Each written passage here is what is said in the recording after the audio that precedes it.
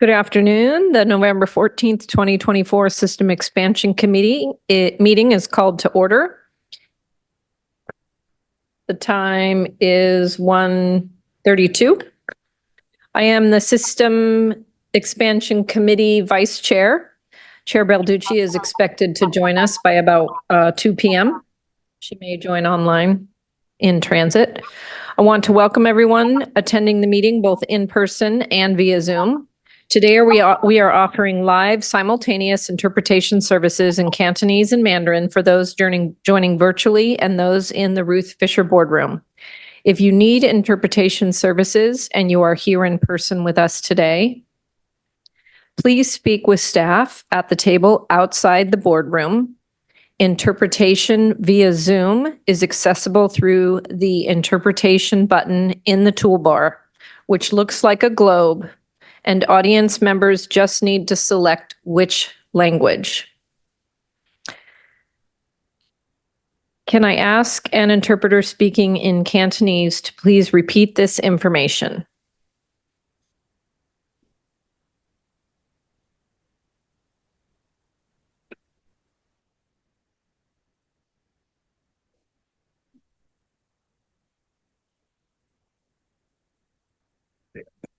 OK，今日我哋11月14號呢個會咧，我哋係有廣東話翻譯。咁邊位需要廣東話翻譯嘅咧？你可以喺後邊同我哋嘅職員嚟到攞嗰啲耳機。另外，如果你係線上嘅咧，咁你可以喺你個電腦下邊有一條橫線，你可以選擇你自己嘅語言。Thank you. And can I ask the interpreter speaking in Mandarin to please repeat this information in Mandarin? 今天我们的会议呢是有普通话的这个口译服务的，在线上和这个现场都有口译服务的。然后如果你需要在现场有这个需要普通话的翻译的话，请你跟我们的工作人员要一个这个耳机。然后如果你在这个 Zoom 在线上面参加会议的话，如果你需要普通话翻译，请你点这个地球的标志，然后选择中文。好，谢谢。Thank you. For committee members joining through Zoom, please keep your microphone muted unless you are speaking. And when you do speak, please keep your camera on so that we know you're here. And when you speak, state your name prior to making any comments or asking any questions so the public and your fellow committee members know who is speaking.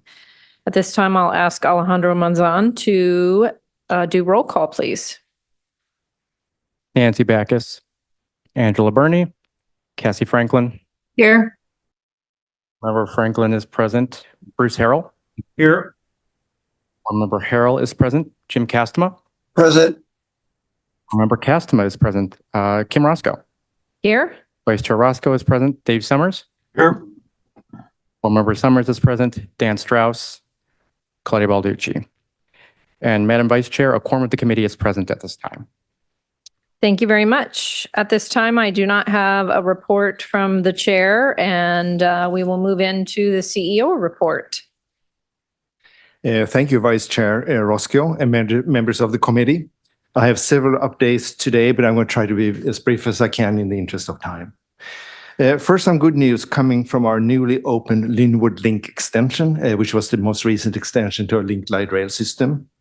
Engineering News Record, which is an engineering magazine that pays attention to the projects in the Pacific Northwest, which includes Washington, Oregon, and Alaska, recently gave us and our contractor, Skanska, 2 awards for work completed on the Snohomish County portion of their alignment. The awards are for excellence in safety and an award of merit in highway bridge construction.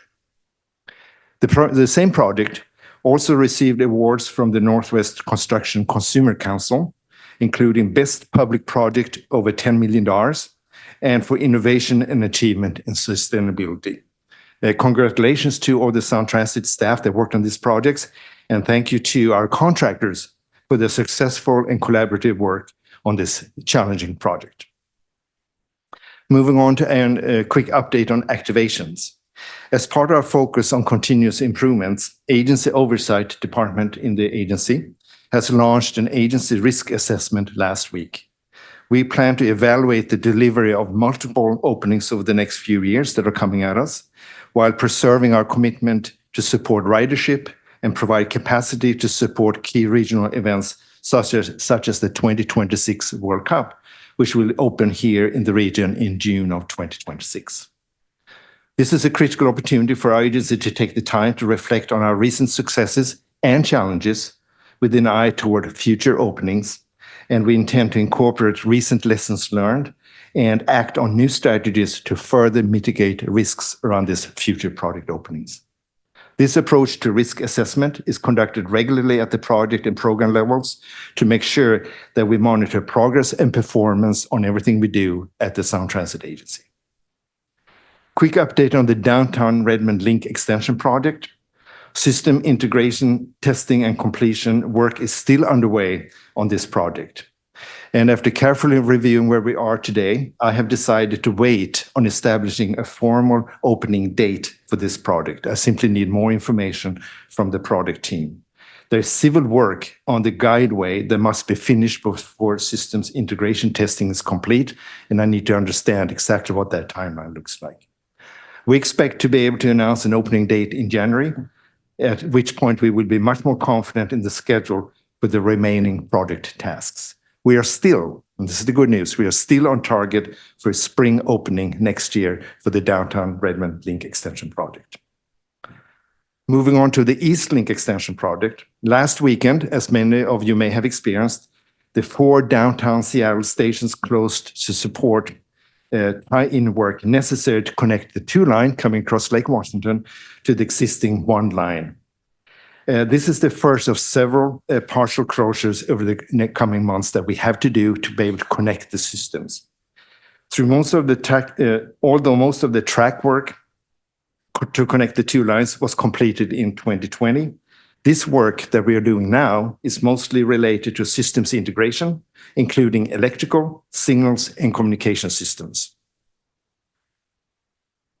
An additional point of news is that in an exciting milestone for the project, rail cars are now regularly conducting live wire testing on Interstate 90 for the first time. That's happening between Mercer Island and the South Bellevue parking right out across the East Channel Bridge. So you can actually see rail cars running on I-90, which I don't know about you, but I'm pretty excited about it. And then another piece of good news moving south to the Tacoma Dome Link Extension project. This is one of our ST3 projects, which are in the planning phase. I'm pleased to announce that FTA, the Federal Transit Administration, has signed the Tacoma Dome Link Extension draft environmental impact statement last week, and the document will be officially published on December 13th. This is a very important milestone for the agency and our region as we actually work to expand light rail into Pierce County, which I know Pierce County is very much looking forward to. The DIS publication will kick off an extended 60-day public comment period that will close on Monday, February 10th. And the project team will provide an overview of the draft EIS and its findings at the December System Expansion Committee meeting, i.e. the next meeting of this committee. There will also be a robust community outreach effort, including online and in-person open houses throughout the comment period. More information will be shared with the board and public in advance of the actual publication date. Quick update on the Stride Renton Transit Center project. The Stride Bus Rapid Transit program continues to move forward and is preparing to advertise for the construction of multiple projects in the coming months. The program recently achieved a significant milestone when the City of Renton issued a conditional use permit for the Renton Transit Center. This permit reflects many years of collaboration between the City of Renton, Sound Transit, and King County Metro Transit to ensure that the project will meet the regional needs and the city's vision in this area. While additional construction permits will be required, issuance of this permit reflects agreement and establishes a more predictable path forward for the construction project. We expect to advertise for the construction of this key component of the Stride program in the first quarter of next year, 2025. In parallel, we are continuing to work with the City of Renton to support their community development efforts and to achieve their urban vision for their community. Moving on to the Technical Advisory Group, I would like to offer a brief comment on the work of the TAG, the Technical Advisory Group, ahead of Deputy CEO Moises Gutierrez's report later on the agenda. I want to acknowledge that the agency is in much better position thanks to the process and the leadership shown by the board to support the TAG work. We have benefited not only from the hard questions and honest feedback of the official report that the Technical Advisory Group issued, but also from the expert guidance and support as we have worked over the last 10 months to actually implement those important changes in response to their recommendations. I want to acknowledge that the current TAG contract and scope of work is scheduled to sunset at the end of this year, i.e. next month. And I want to share that over the coming month, we will work collaboratively with TAG leadership and the board to discuss what future support the TAG or TAG members might be able to provide us after the current project ends. So in other words, more information coming at the next month's board meetings. Moving on to a next very important topic, which a big part of the community has been anxiously awaiting, which is our report on our at-grade crossing system-wide master plan. The at-grade crossing team has been busy developing the board-directed draft program master plan, prioritizing expedited project progress, and continuing to engage the community in the efforts to identify how we're going to tackle the problems, not only in Rainier Valley, but at other at-grade crossings throughout our systems. We were intending to present the Rainier Valley focused portion of the plan at the October board meeting, but unfortunately, as many of you know, we ran out of time at that board meeting. So instead, we will be rolling the Rainier Valley portion into the system-wide plan, and we will be presenting the draft system-wide at-grade crossing master plan at the November board meeting. And I'm looking forward to having that discussion later this month. Then the last topic I want to touch on is the Chinatown International District. Today, the Ballard Link extension team will present on findings from additional studies that the agency staff have been conducting over the last 2 years pertaining to Chinatown International District station alternatives. I know many of you in the audience and many of our viewing audience have been anxiously waiting to hear the results from this work that has been very complex and been going on for the last couple of years. These studies were requested by board members through the motion identifying the preferred alternative for the Ballard Link extension project last year, and further elaborated on by several board members, including through a follow-up letter shared by System Expansion Committee Chair Balducci and board member Roger Millar. The staff team has been working to complete these studies and to be responsive to the board and community questions. And today's presentation will share their findings from this work, and we'll be doing fairly exhaustive analysis and discussion of what we have found. The staff report will then be followed by Dave Peters, the board's independent consultant, with his observations and independent review of the same work. I want to convey my appreciation for the time and focus the board has brought to the study of alternatives in this area, a very important topic, and especially for the community's deep engagement over the last several years and patience through what has been a very extensive planning process. Thank you. And that concludes my CEO report, and I will hand it back to Vice Chair Roscoe. Thank you, Geron. The System Expansion Committee welcomes public comment. That is the section of the meeting we're moving into.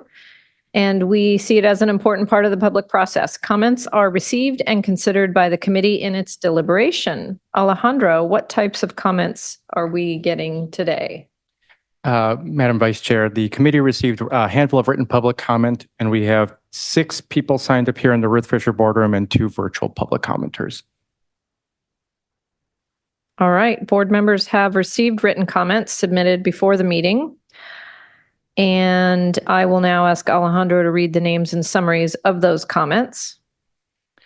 From Linda Nalis and Joseph Wilson, submitting a form letter urging the board to cease the planning for a new Ballard Downtown environmental impact statement. From Guru Anj Singh, expressing disappointment with the retirement of the agency progress reports and requesting an appropriate replacement that would continue informing the public about current capital projects. From Donna Popich, voicing her opposition to resolution number R 2024-26 due to no community input, money, planning, regards for the environment, and having no confidence in Sound Transit's board. and from Mary Kate Ryan and Kathleen Berry Johnson on behalf of Historic South Downtown, sharing the results of a poll they conducted on resident and visitor preferences for the South Downtown Seattle station locations, showing preference for the 4th Avenue South and Midtown stations due to connectivity and better long-term transit system transfers. Thank you, Alejandro. Following this meeting, the comments provided in writing will be posted on the Sound Transit website so that the public may view them. We're going to start with in-person comments today, but ground rules for in-person and virtual are as follows. All comments must be germane to the agenda items or items within the committee's purview. Speakers should not make introductory remarks, statements, or derogatory remarks. Profanity or personal attacks are not allowed and not, let me start that over. Profanity and personal attacks not germane to an agenda item. Statements related to a political campaign or statements for or against a candidate or ballot measure. Speakers should also not engage in conduct that disrupts, disturbs, or otherwise impedes the orderly conduct of this meeting, including conduct that is not germane to the committee's agenda or work. This is the only warning speakers will receive. If these rules are not followed, I will ask the microphone to be turned off. I appreciate your adherence to these rules. Additionally, I would like to clarify that verbal comments should be delivered only by the person signed up and present, either in the boardroom or online.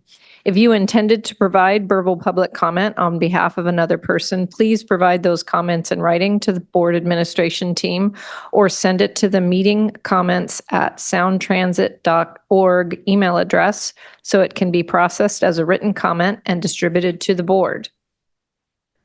Again, we'll start with in-person comments. Alejandro, will you call on commenters who have signed up for in-person comment? And we have 2 minutes per speaker today. Our first 3 commenters here in the North Fisher boardroom are Betty Lau, Brian Chow, and Kenji Ima.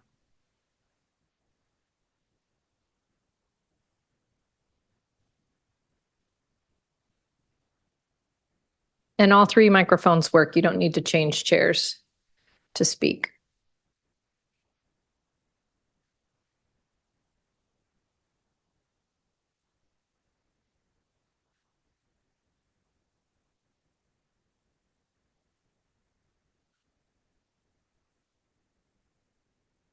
I'm Betty Lau from the Zhonghua Benevolent Association and co-founder of Transit Equity for All.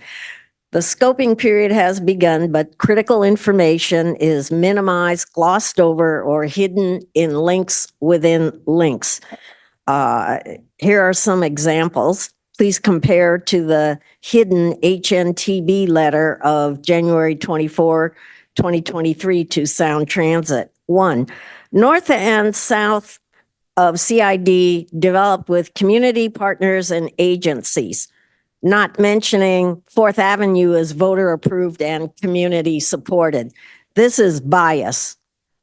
North and south of CID walking distances are claimed to be under 10 minutes without mentioning the 2-3 minute walking distance from the voter approved and community supported 4th Avenue Transit Hub at Union Station.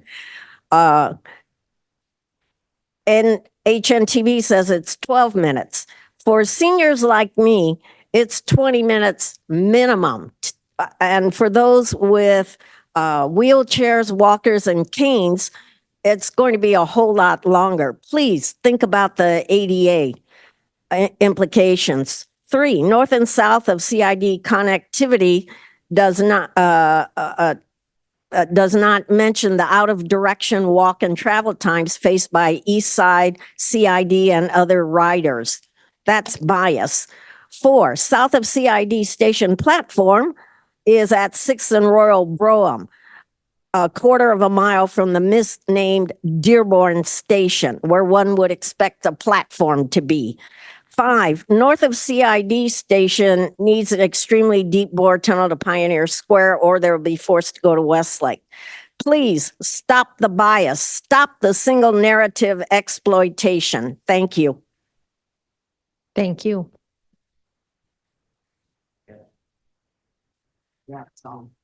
Hi, I'm Brian Chow, Transit Equity for All and Zhonghua Benevolent Association.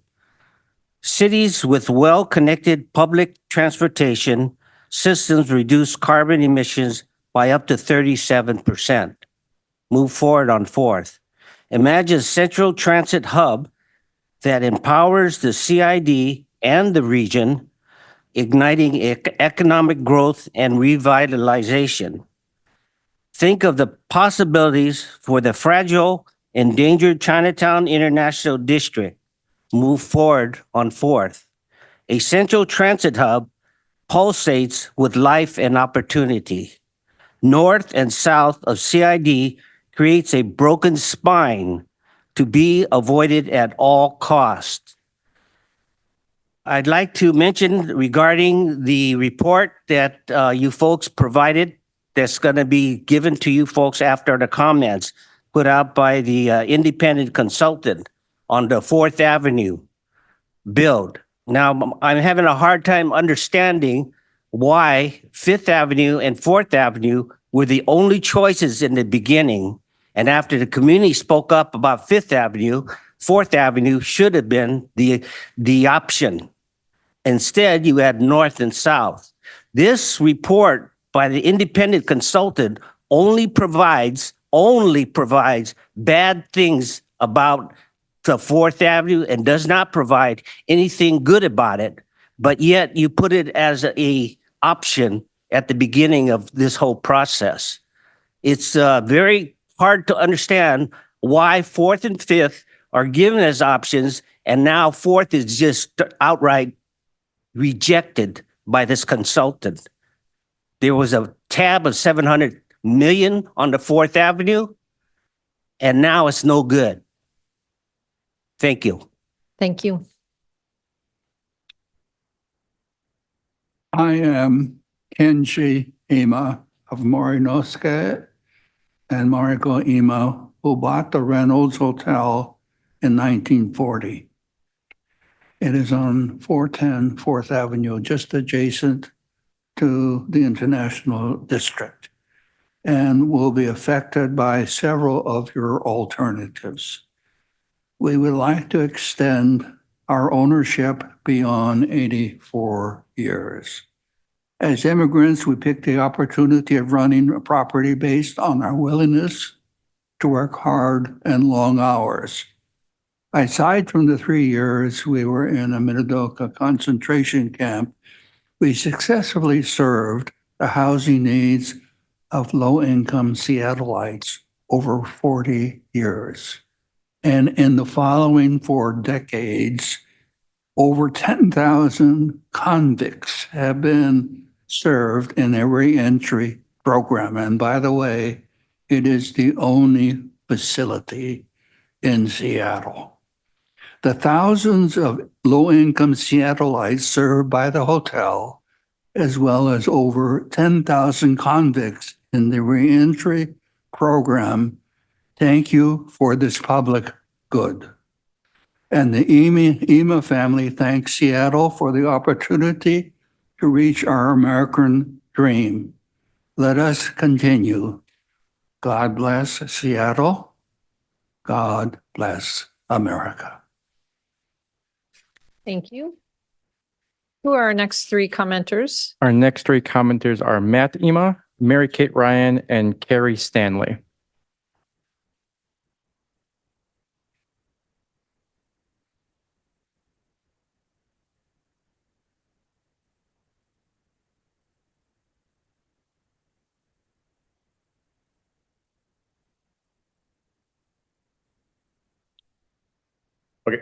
Good afternoon. My name is Matt Ima, and I want to thank everyone on the committee for having us here today. I'm the son of Kenji Ima. You just heard from the 3rd generation of Imas involved with 410 4th Avenue. I just wanted to say we found out about this not directly, maybe a little more than 2 weeks ago. We were rather shocked to find out that our property was being considered for eminent domain. We've had a close relationship with the Department of Corrections for, I believe, about approximately 46 years. And it's been a very important part of our family has nurtured this relationship. We value the relationship. It's continuing the the history and the example our grandmother set with the use of the hotel. We've had other options and other opportunities, but as a family, we feel the best way to honor our Mary Ema, my grandmother, as a family is to continue to use the property the way we are using it. We're not interested in selling it. We're not interested in changing the use. We feel quite good about the great work that the Department of Corrections does with people that are, I'm seeing that of equity. There are you'll hear from someone from the Department of Corrections with numbers, but I'll say that, we go to bed at night feeling good that we're not looking to maximize the profit of the property, but we're using it to contribute to society in a way that we feel, honors the legacy of my grandparents, my father, and it's something we hope to pass on to our children as well. Thank you so much for this opportunity to speak. Thank you. Good afternoon, System Expansion Committee. I'm Mary Kate Ryan, Preservation Planner for Historic South Downtown. We're a state-created entity dedicated to amplifying the voices of the Pioneer Square and Chinatown International District communities. Earlier this fall, we asked EMC to poll our residents and visitors regarding the two most viable station couplet options for South Downtown. Our results showed that residents overwhelmingly support Sound Transit.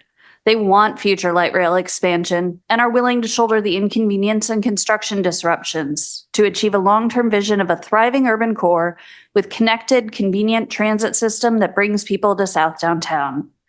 We did not look at Fifth Avenue options since the board determined them infeasible in 2022. Residents prefer Fourth Avenue Midtown couplet to the north of CID, south of CID station options by an exceedingly wide margin. They prefer a station closer to the existing residential and commercial core, and they prefer to continue building the regional transit hub we've been working on since the 1970s. Connectivity, convenience for transfers, and creating the best regional transit system were all reasons communities preferred Fourth Avenue and Midtown stations. We've shared the full polling report in our written comments, and we have briefed the staff of several board members thus far. We'd be happy to speak with any of the rest of you if you're interested. We are long-term partners, and we have a long-term vision of a connected, vibrant transit system that helps downtown, including South Downtown Seattle, to thrive. We expect to see connectivity, community investment, and convenience for transit riders, creating a long-term vision for our region addressed in the draft EIS for all potential station locations. Thank you. Thank you. Good afternoon. My name is Carrie Stanley, and I'm the Reentry Center Administrator for the Department of Corrections. Thank you for allowing us to discuss the Fourth Avenue option. As has been shared by the EMA family, we've appreciated a 40-year partnership with them in order to serve people returning home from prison. As also has been shared, over 10,000 people have been served through this opportunity of a reentry pathway through a reentry center. Our research does show that there's a reduction in recidivism for people who are afforded this opportunity to return home through a reentry program, which reduces crime and reduces the amount of victims in our community. In 2019, we did seek other opportunities to expand reentry programs in King County. And over the course of 3 years, that expansion search was unsuccessful.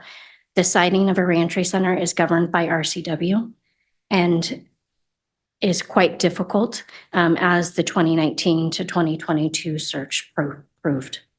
We are very concerned if we're no longer able to utilize the property at 410 4th Avenue in partnership with the EMA family for this valuable service for our community, that we will not be able to serve people returning home from prison in King County with this valuable resource. Thank you for the opportunity to speak today. Thank you. I believe that concludes in-person comment.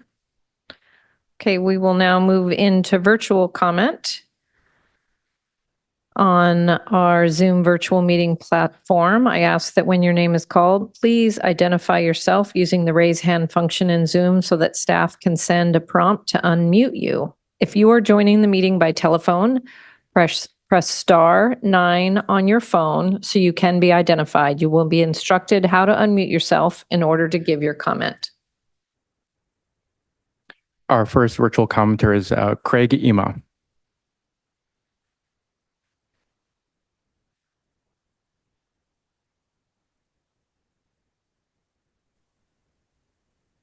Please go ahead. Okay. Good afternoon, board members. Really appreciate the opportunity to speak today. So I'm Craig Ema, family member of the Mary Ema LLC, who owns 410 4th Avenue. You've heard from my uncle, Kenji Ema, and my cousin, Matt Ema. We have my sister, Stephanie Ema, in the audience as well. For us, with the Bellard Link extension, it would definitely impact us. There are a couple different alternatives there. Especially the preferred alternate route. We are against this as it will not only impact us, but the Washington State Department of Corrections, where we've had a 43+ year relationship with. The hotel has served the low income community the first 40 or so years, and then my grandmother, Mary Ema, decided that she wanted to retire and wanted to make sure it was put to best good use, and really felt like it was a win-win for her and the Department of Corrections to give back to the community, to help people become even more productive contributors to society. It's a huge program. As Carrie had mentioned, it's served over 10,000 people, marginalized citizens, and it's helping to close the racial inequalities of the nation, helping people become more productive members of society. It houses at least over 100 people with a waiting list right now. And just wrap it up real quick. It feels like if eminent domain is it really can't be put on a public use facility. Now, it's not owned by the state, but Thank you. Thank you for your comments. Okay. Please complete your comments by submitting them written.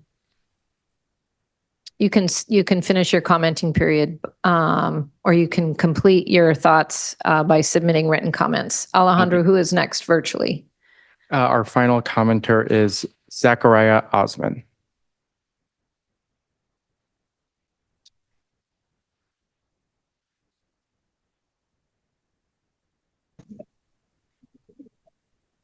Hello, ahead. my name is Zachariah Osman, and then Louise Hayep, and I would like to talk about what will be the feature changes for 2025 for any XT Express buses or Link Light Rail or Sounder Train though, and I'd like to get more information about that though, and then I'd also like to be follow up though via I'd also like to be followed with that case though, and then yes, and then also I heard that starting in March though, the Fredway Transit Center is gonna be relocated though to where near light rail is gonna serve though, and then I would like to see more updates though. Yep, and what will be the routes gonna be affected though, and then that's for my passionate of my future skills, and then I want to know when the link light.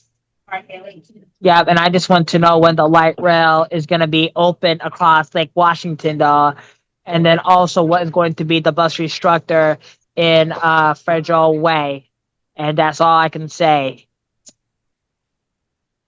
Thank you for your comments. Staff, if there is information you can provide to this commenter regarding their questions, please do so. We do have Chair Balducci in the room, and we are moving into our action items. And I believe first up is approval of the minutes from our previous meeting. Can I get a motion for that approval? So moved. And I will second. We have a motion and a second. I'll call for the question and take a verbal voice vote. All those in favor say aye. Aye. Aye. Any opposed? Passes. Thank you. And I have given the script to Chair Balducci. Up next. Thank you so much. I apologize to everyone in attendance. We had our big final budget committee discussion at the King County Council this morning. It took a lot longer than planned, but it was very important and I didn't feel it was appropriate to leave. So thank you, Board Vice Chair Roscoe, for kicking off the meeting and taking it to here. All right, so we will move on in business items. We did the first of the 3 business items on the agenda today. We have one more for committee final action, one more for direction to the board, and then a very important briefings. So next I'll move to item, I believe this is 6B. Please go ahead. Is Ryan Fisher, Executive Director of Finance, here with us to begin the staff report? Sorry, I should have given you a little more time to make it to the front and vamping. And now, please take it away. So good afternoon, and thank you, Chair Balducci and other members of the System Expansion Committee. I'm Ryan Fisher, Executive Director of Finance at Sound Transit, and also joining me today is Stephanie Ball, our Director of Financial Planning Analysis. We are here today to provide information on the 2025 proposed budget and transit improvement plan, better known as the TIP. And we also request that the System Expansion Committee recommend the portions of our budget under its purview to advance to the Finance and Audit Committee. Next slide, please. Just as a reminder of the various portions of our budget and which committees oversee each portion, the System Expansion Committee oversees the projects associated with the expansion of our modes, including Link, Tacoma Link, Sounder, Regional Express, and Stride. The Finance and Audit Committee would then receive all of those recommendations from each of those committees and then recommend the overall budget to the board, which we are looking to do next week. Next slide, please. Also, as a reminder of what we're going over here today, the proposed 25 budget is board approved. The transit improvement plan is board approved. Our long-range financial plan, however, the forecast through 2046, which contains a much longer plan period, and that is just a board updated document that is not board approved. What we are looking at here today, excuse me, both budget and transit improvement plan are affordable as written currently within our long-range financial plan. Next slide, please. And now we'll recap some of the highlights of that proposed budget. Next slide, please. So just to cover these in brief, we've covered these in the boardroom in October as well. Just a few highlights here on our proposed revenues and sources. The overall taxes for our proposed 25 budget are up about 4% from 2024. Our fares are up in line with the increased ridership associated with a full year of our Linwood Link and Starter Line, in addition to opening our downtown Redmond and East Link next year. Our grant revenues are expected to decline next year as we complete the majority of our drawdowns for all of the ST2 projects, including Linwood Link, East Link, downtown Redmond, and near completion of Federal Way. Our investments are down slightly from 2024 forecast. That is mostly due to assuming a lower interest rate on our investments as the Fed just dropped the interest rates about 75 basis points in the last few months. And lastly, just to note, our TIFIA loan there is a federal loan from the government associated with some of our major projects. So you see East Link, Linwood, and downtown Redmond.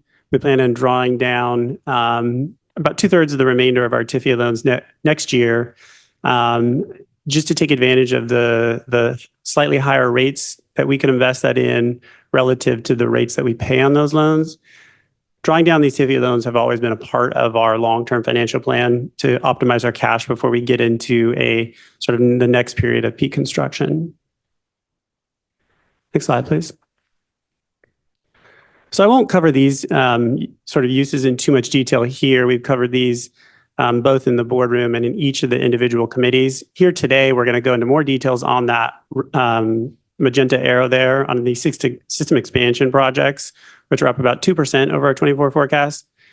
Also note there's a couple of little blue asterisks there on the service projects and other. There's a budget revision in those two categories of $9.1 million and $1.5 million respectively, which I'll cover on the next slide, but it's related to a tag recommendation on our project information management system. Project management information system, sorry, get those two backwards, but that is a slight difference in those two numbers than what we saw in the boardroom in October. Next slide, please. So just a few highlights of this project management information system. I'll note that the budget revision was actually passed through the Rio committee last week. I'm just highlighting it here today because the system is intended to support all projects. And one of the TAG recommendations was very much built around the system expansion program. The costs associated with this project include implementation, data migration, IT support, training and testing, and rollout. The scope has been narrowly defined, and the team has spent the better part of the last few months getting very specific on that scope, and then getting far enough along on procurement to understand pricing in order to mitigate the cost uncertainty. And the benefits of this system are really to have a better data-driven approach around all of our projects, streamline processes and reporting, and leverage automated workflows. This is consistent with the TAG recommendations. And you'll hear a little more details on that later in this committee meeting. Next slide, please. Now we're going to go into more specific details on the system expansion portion of the 25 budget, and I'll pass it off to my colleague Stephanie Ball to talk about that more. Great. Thank you, Ryan, and good afternoon, board members. So the proposed 2025 annual budget for modal system expansion projects is $1.692 billion, and this slide displays a summary of this spending by mode. Link makes up a majority, or 61%, of the system expansion budget in 2025, which represents a lower share as compared to previous years. This is due to projects in construction winding down their spending as they approach revenue service, when in the past these projects under construction have represented the bulk of the annual system expansion budget.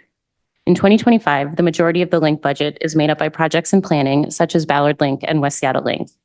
The next largest mode is in 2025 is Stride, representing 33%, as more contracts enter construction, including the BRT maintenance phase. The Sounder mode is 6% of the system expansion budget, which has grown as compared to the 2024 forecast due to increased spending on the recently baselined South Tacoma and Lakewood access improvements projects. And then lastly, ST Express and Tacoma Link each represent less than 1% of the total budget. ST Express project with spending in 2025 include Rapid Ride C&D, Pacific Avenue improvements, and I-90 two-way transit. For Tacoma Link, the only active project is the Hilltop Tacoma Link extension, which opened for service in 2023, and remaining spending for this includes work to close out the project. Next slide, please.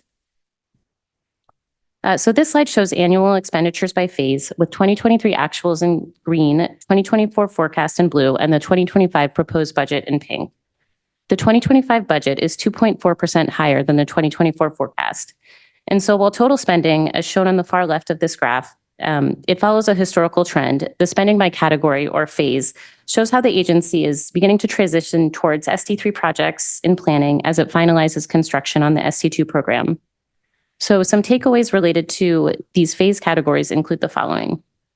Preliminary engineering is 14% lower due to decreases in projects that are completing PE and entering final design, specifically OMF South and West Seattle Link. Final design is 53% lower, primarily due to Stride contracts completing final design and entering construction. However, it's important to note that West Seattle will have a mid-year budget amendment in 2025 to fund final design, which is not included in the proposed budget. So final design spending in 2025 may be likely higher than shown in this chart. Property acquisition spending is 166% higher due to large increases for multiple projects in planning, including Ballard Link and West Seattle Link. And construction spending is 17% lower due to decreases in Linwood Link, East Link, Downtown Redmond Link Extension, and Federal Way Link Extension, offset somewhat by increases in Stride construction. Next slide, please. So now I'm going to walk through some major priorities in 2025 for system expansion projects by category. So this slide describes major activities for Link projects and planning. So Ballard Link will publish the draft EIS and work towards the final, and the project will also fund early property acquisition. OMF South is planning to complete preliminary engineering, award a final design and construction contract, and fund property acquisition. West Seattle Link will procure final design and construction support contracts, advance design, and identify cost savings opportunities, as well as fund early property acquisition. And then lastly, Everett Link will identify their delivery method and continue to develop the draft EIS. Next slide, please. So next, this slide describes major activities in 2025 for Link projects in construction. Federal Way Link will commission stations, garages, systems, and the end of line. And additionally, the project will perform systems integration testing and landscaping. Eastlink will reach substantial completion of civil and system works. The project will do startup work and pre-revenue testing and achieve revenue service in the fall. The Northeast 130th infill station will achieve substantial completion for both civil stations finishes and systems. The Series 2 LRV project will have conditional and final acceptance for the 152-car order and begin manufacturing of the additional 10-car order. And then lastly, Downtown Redmond Link will complete pre-revenue testing and achieve revenue service in the spring. Next slide, please. So this slide displays major sounder activities in 2025.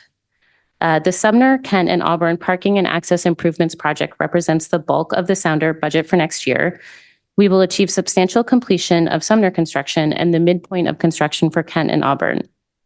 The Lakewood and South Tacoma Access Improvements Project will begin final design of Sound Transit delivered elements and fund construction for bus stop improvements associated with agreements with the cities of South Tacoma and Lakewood.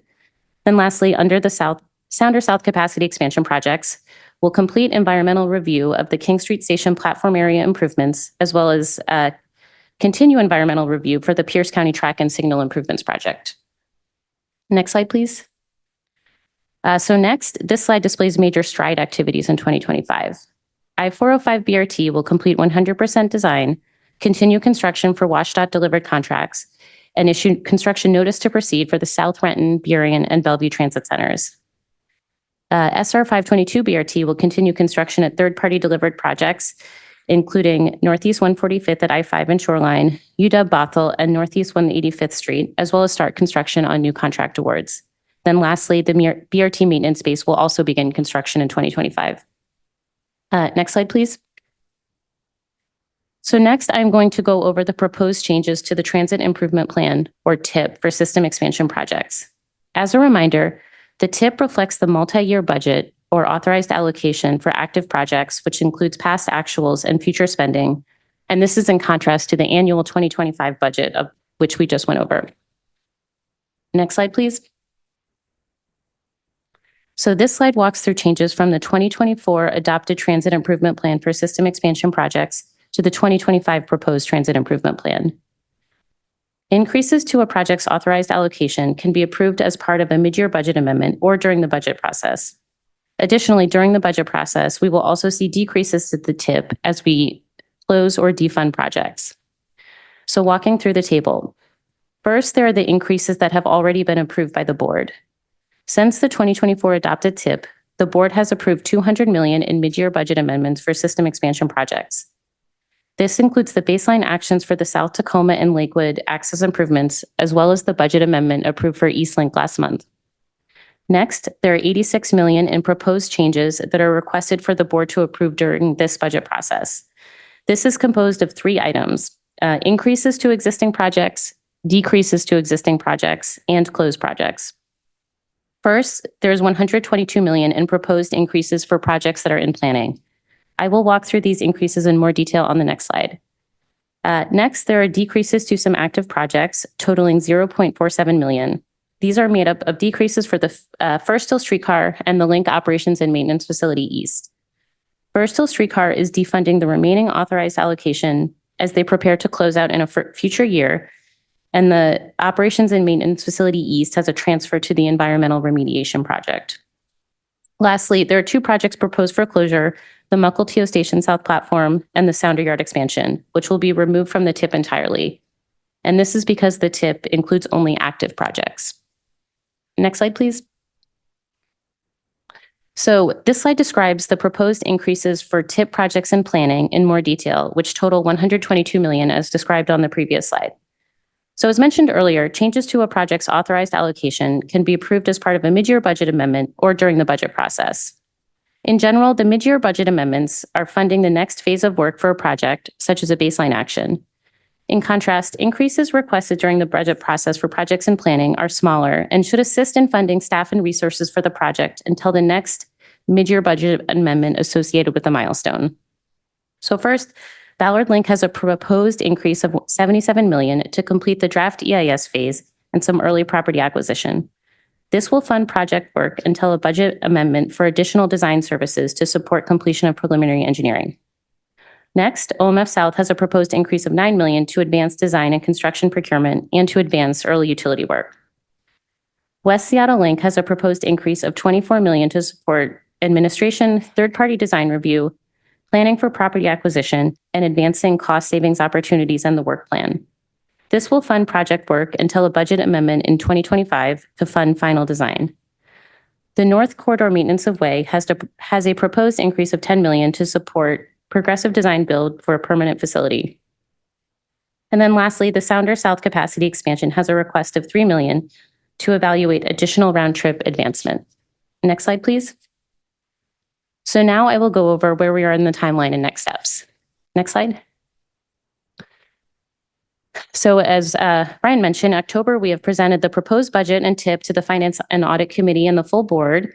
Additionally, we held a hearing for the proposed 2025 budget and property tax levy, and the full board approved the 2025 property tax levy. So in November, we are presenting components of the budget to the committees that have purview over them. And today, the System Expansion Committee is responsible for recommending this budget to the Finance and Audit Committee. Then the Finance and Audit Committee is responsible for recommending the overall budget to the board once the other committees have reviewed and recommended the budgets under their purview. And then the full board is scheduled to adopt the budget next week on November 21st. So this concludes our presentation, and we're happy to take any questions. Well, thank you both so much. Let me open it up for questions from the committee. Any questions? Board member, yeah, go ahead. I don't have a question. I just want to say thank you for an excellent presentation. I really appreciate the graphics and how they were explained. I'd like to ask two questions. On the revenue slide, you showed the various types of revenue we receive with whether it's going in the right direction or wrong direction, red and green kind of arrows. And the fares were showing as 9.9% green, which I anticipate means that they're up by 9.9%. How are we doing on meeting our fare targets? That's a good question. Excuse me. I don't know if you want to pull up that slide, but yes, they are up 9.9%. In terms of the total fare revenue, that increase is in line with the change this year to the flat fare system, as well as the ridership increase with Linwood Link opening and then the expected increase of ridership next year. Our fare compliance levels have held, I think, around 55 to 65%, pretty steady for the last quite a few months. And our expectation next year is that will continue, but tick up maybe slightly. Most of what you're seeing in that 9.9% is ridership based. Do we know how we're doing against our fare targets? And by that, I mean, we have a fare recovery percentage, I believe is 25%. It might be 40% even. I forget the number here. And I ask because I just came here from our budget discussion at King County, where we're having a discussion about the fact that metro fare recoveries is far below our target and not expected to rebound anytime soon. So we're discussing what to do about that. So I'm just kind of interested what that looks like here. I don't have those specific numbers on me. The policy was recently changed this year, so we have both a minimum and a target level. I don't know what the last few months are within that window, but we're happy to bring that data back to you. Thank you very much. Yep. I appreciate that. Yep. And then the second question, it's actually just sort of more of an observation and maybe a challenge for us going forward. But I was following along with the presentation on expenditures and the various projects. We do these lengthy budgets for projects, and then we have the 1 year slice, like how much and what are you going to pay for next year? And you did a very good job of explaining the what on each of the major project and program areas.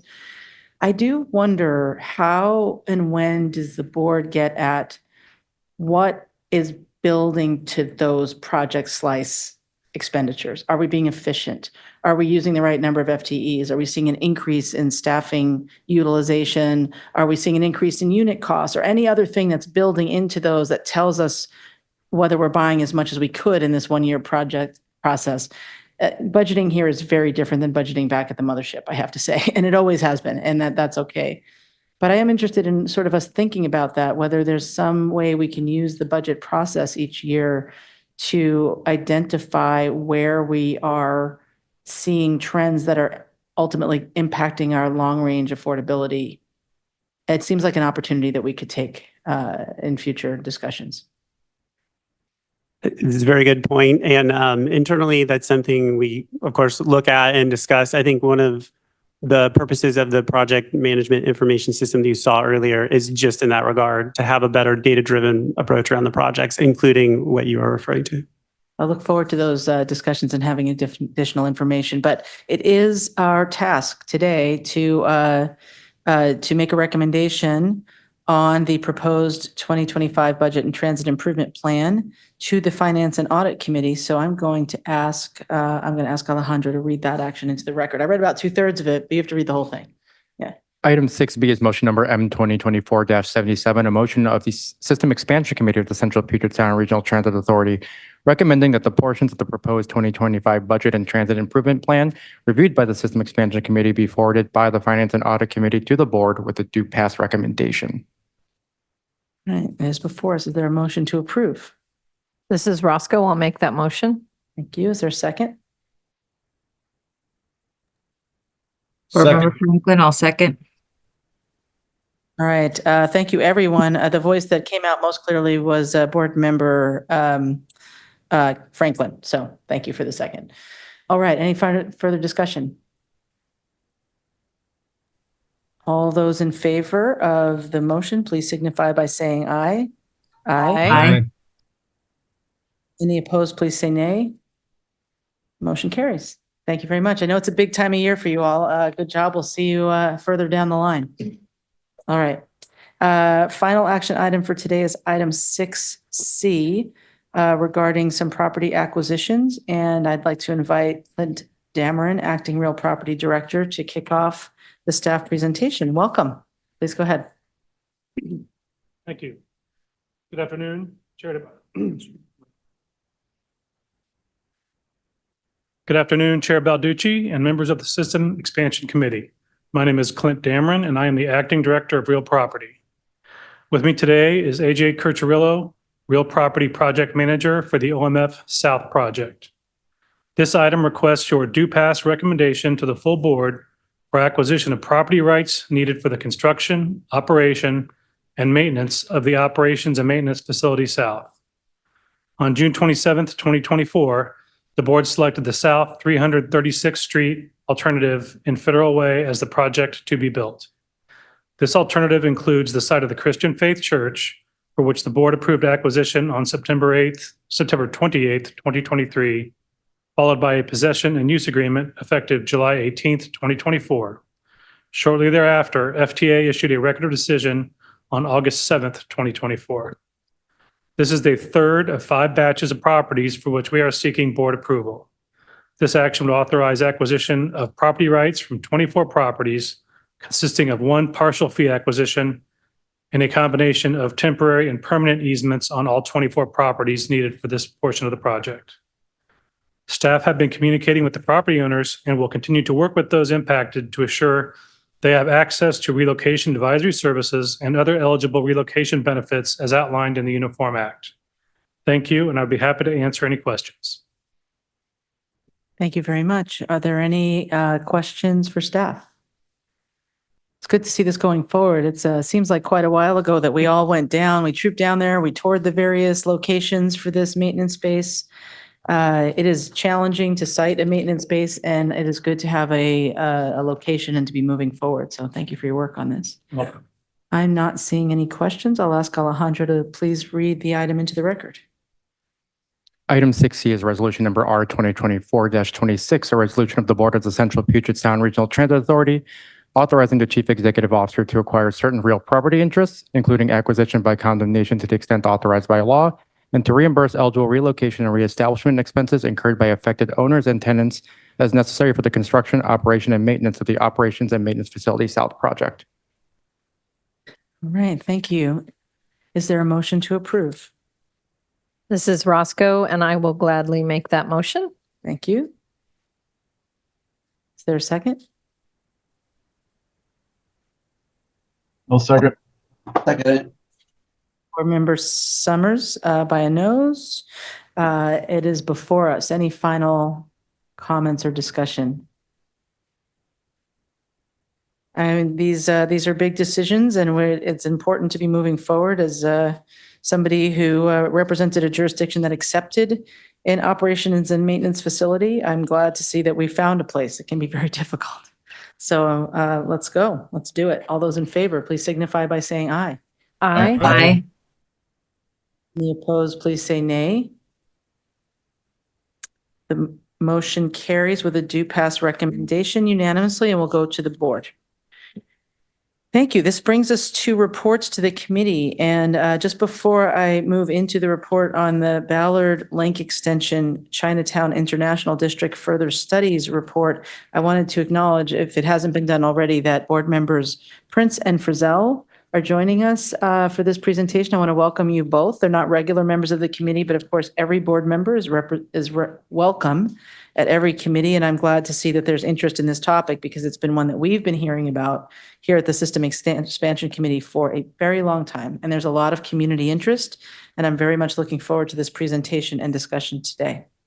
So I'd like to call on Lida Chahim, Deputy Executive Director of Government and Community Relations, to begin the presentation. And I see there's a whole team. I hope that you'll all introduce yourselves and pass the baton around independently. Please go ahead. Welcome. Thank you. And I am hoping there's a clicker. Oh, great.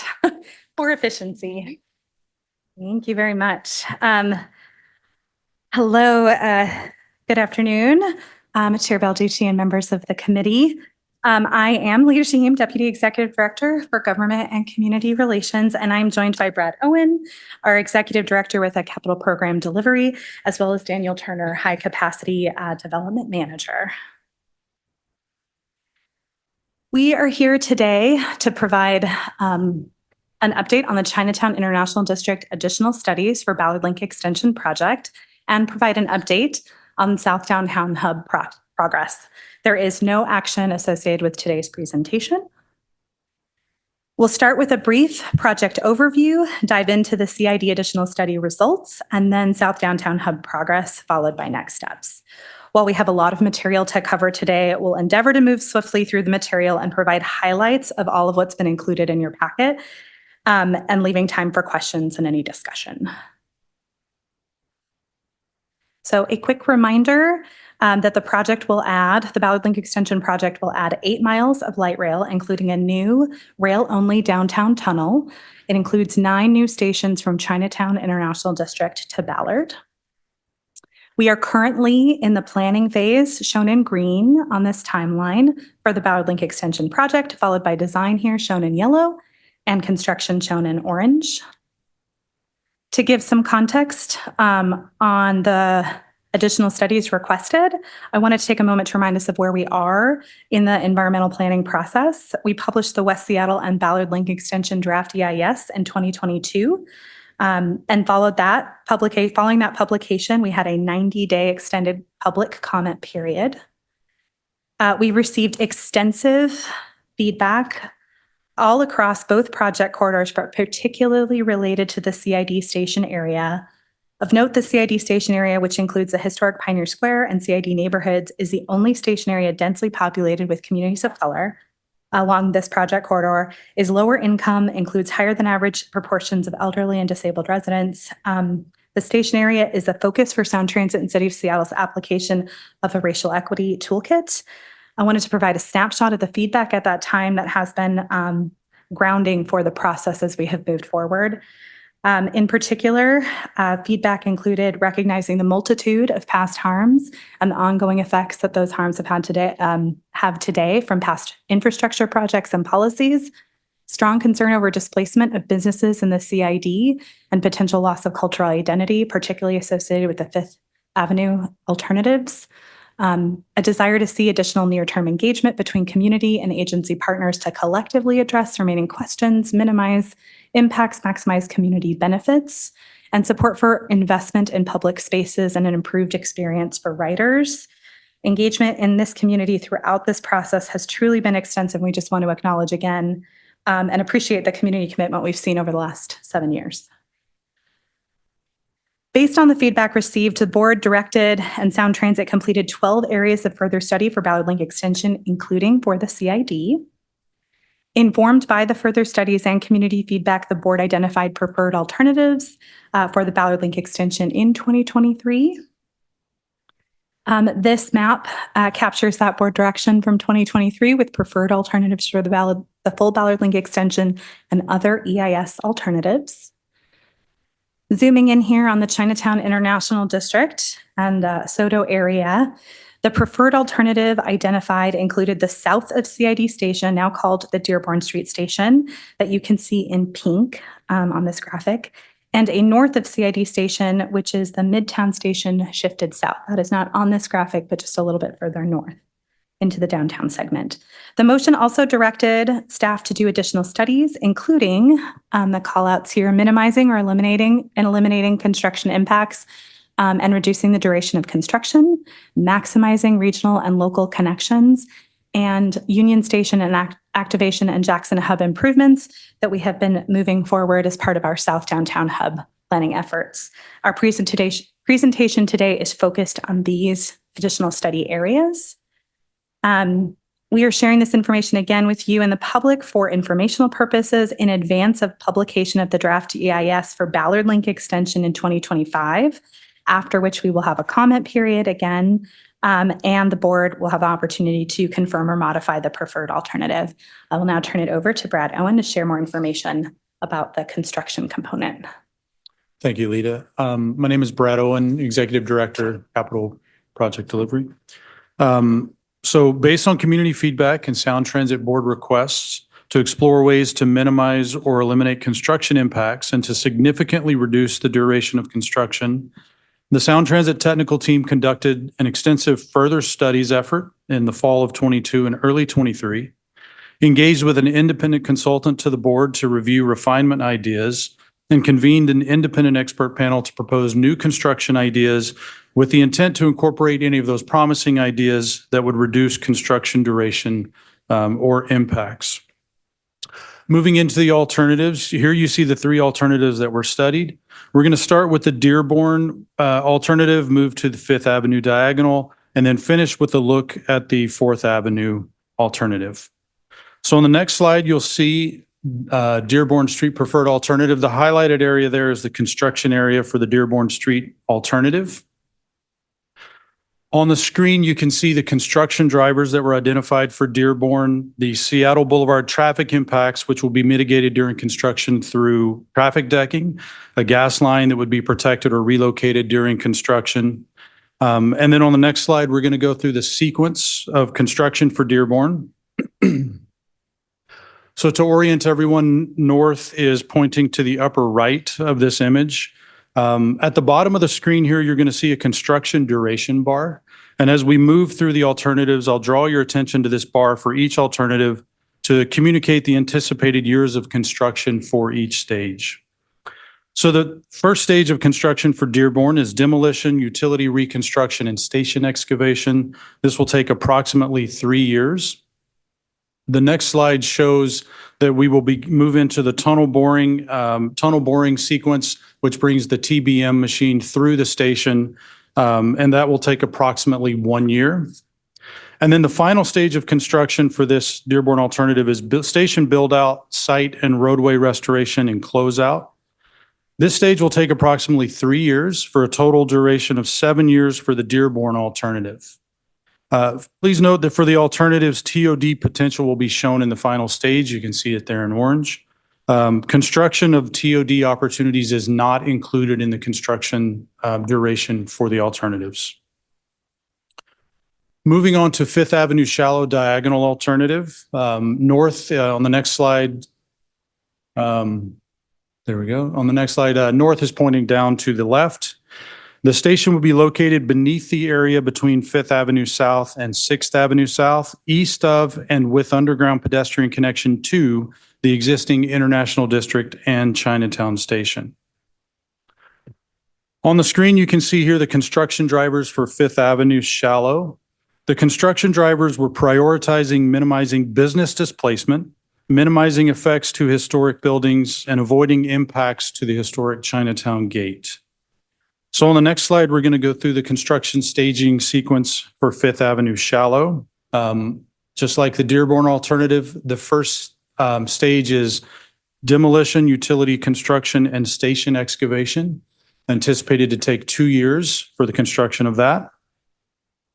The next stage brings us to the tunnel boring stage, where the machine passes through and into and through the station, which takes approximately 1 year. And then the next slide shows the final stage of construction, which is station build out, site restoration, and closeout.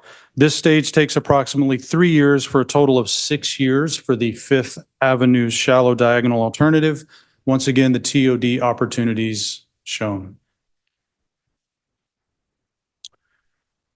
The next is Fourth Avenue shallow alternative. On the next slide, what you will see is north to the bottom left, Fourth Avenue construction area is shown highlighted. The station would be located beneath Fourth Avenue South, west of and with underground pedestrian connection to the existing International District Chinatown station. And as you can see on the screen here, there are many construction duration drivers related to the Fourth Avenue shallow that are not present for the previous alternatives that we covered. However, we do want to mention all of these drivers are present for the Fourth Avenue shallower alternative. These construction duration drivers and the existing conditions limit the availability of construction staging areas, associated access to the construction area. So we're going to explore some of the most impactful construction drivers on the next slide, starting with soil conditions. You can see Fourth Avenue running through the middle of the historic Duwamish tide flats. The ground in this area has poor soils that make underground construction challenging, and these poor soils extend deeper below the surface in the western portion of the area. Thus, the soils under the Fourth Avenue and Fourth Avenue South are more challenging for construction in comparison to soils under Fifth Avenue South and the Dearborn Street alternative. On the next slide, we note that construction traffic on Fourth Avenue is a construction driver. I'm sorry, traffic on Fourth Avenue is a construction driver. We're going to touch on those impacts in a later slide, but we just wanted to note it here. Moving to the BNSF Railway, the mainline tracks for BNSF, which carry freight trains as well as Amtrak and Sounder commuter rail service, are located directly adjacent to Fourth Avenue. Any construction activity in close proximity to the BNSF train tracks would be subject to strict requirements enforced by BNSF, including specific construction methods, allowable daily hours of construction, and periods of time during holiday seasons when no construction is allowed at all. The next slide shows us the Fourth Avenue South Viaduct construction driver. So Fourth Avenue South sits on an elevated structure, essentially a bridge, between South Main Street and Seattle Boulevard South. Construction of a station under the Fourth Avenue South Viaduct would require demolition and reconstruction of this bridge structure. The next slide shows the underground structures driver. Because of those poor soil conditions that we mentioned earlier, because of the Duwamish tide flats, the Fourth Avenue Viaduct and all of the adjacent buildings are supported by deep underground piles that extend to reach competent soils and can support the weight of these structures. These piles limit where a new station and a tunnel can be placed. So now we've identified the most impactful construction duration drivers. We're going to dive into some of the work we did with the independent experts and the refinement process. So the Sound Transit team developed a modified construction approach to potentially address BNSF's concerns about proximity of construction to active freight operations. This resulted in the use of secant pile walls instead of slurry walls for supportive excavation when constructing the portion of the tunnel and station adjacent to the BNSF tracks. Construction of these walls would lengthen the duration of construction by approximately 1 year, but we do note that they would not resolve all of the risks associated with construction next to BNSF. Another idea that was presented by the independent consultant to the board was the top-down approach. So during further studies period in late 22 that was referenced earlier and as design evolved, the independent consultant to the board was asked to review the technical team's design for Fourth Avenue Shallow, as well as the construction approach and duration. The consultant identified several ideas for consideration, one which is identified here. And this is the top-down construction approach to reduce construction activity by building the permanent structure instead of first a temporary bridge structure and later a permanent structure in the construction sequence. The Sound Transit technical team reviewed this idea and found that it works and results in a 1-year reduction to the duration of traffic effects. So therefore, the idea was incorporated into this design as part of the late 23 and early 24 further studies effort. The independent expert panel that was convened also proposed several ideas. One of them was increasing the number of access points for construction vehicles to the staging area. And on this slide, you can see the original proposed entrance in blue just above the stadium there, and additional entrances that were identified by the independent expert panel shown in orange. So after further analysis for the location at Seattle Boulevard South, the team found that there would not be enough space for the ramp location and the slope would be too steep for construction equipment. There would also be conflicts with the existing light rail line and the Union Station parking garage at this location. On the next slide, you can see the team evaluate the other location at South Main Street.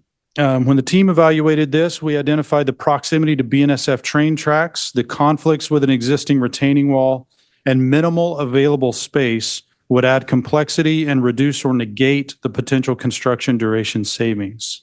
So for these reasons, the Sound Transit technical team did not move forward with the ideas of additional construction access. On the next slide, another idea that was proposed by the panel was a full closure of 4th Avenue for up to 4 years so that the viaduct structure could be demolished and rebuilt faster. This idea could reduce the overall construction duration by up to 3.5 years, but would likely result in substantially greater traffic and transit detours into the CID in Pioneer Square neighborhoods, while some traffic could detour to regional transportation facilities such as the I-5 and State Route 99. This idea was not incorporated into the design. The panel also suggested consideration of an innovative concept called a pipe box to potentially avoid the need to demolish the 4th Avenue South Viaduct and reduce the construction duration. The team reviewed this idea and want to note that this method is unproven at this length. It has never been used or achieved for this extent of construction and therefore poses substantial risk to the project. Additionally, to be able to construct the station box in competent soils and get underneath the underground structures, the station would need to be very deep and would be an elevator-only station. Also, at least some of the viaduct, if not all, would still need to be reconstructed to accommodate the vertical shafts needed to construct the pipe box, as well as those elements that I mentioned earlier, such as elevators, ventilation, and emergency egress. This slide shows additional refinement ideas that we are not going to go into detail on, but that you have in your packet. Would note the last 2 ideas will likely be incorporated into any alternative that would be selected. So now that we've talked about those, we're going to go into the construction sequence for 4th Avenue Shallow. What you see on this slide as a reminder, north is to the bottom left, and you see the years of construction bar on the bottom. Construction of 4th Avenue Shallow would recur in 3 main stages and anticipated to take approximately 12 years to complete. The activities described here incorporate the promising ideas developed during further studies and ideas that generated from the independent experts. In the first stage, the east side of 4th Avenue will be demolished and reconstructed between I-90 off-ramp and South Jackson Street. Traffic would be maintained on the west side of 4th Avenue South with reduced traffic capacity, resulting in substantial traffic detours to other highways and arterials, including nearby local streets. Work would be sequenced in order to maintain access to at least one of the entrances to the Union Station parking garage at all times. On the east side, major work would include the demolition of the viaduct, cut and cover tunnel construction, and then new permanent 4th Avenue structure and roadway construction on top. This is anticipated to take approximately 2 years. In the second stage, a similar process would occur between I-90 off-ramp and South Jackson Street. Traffic would be maintained on the east side of the new permanent 4th Avenue Viaduct this time, with reduced traffic capacity resulting in, again, substantial traffic detours to other highways, including nearby local streets.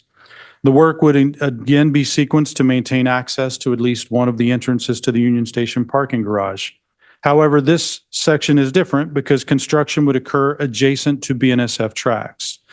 For this reason, a special tunnel wall type, which is called a secant pile wall, would be used to reach depths of about 100 feet to reach the competent layer of soil and support the tunnel.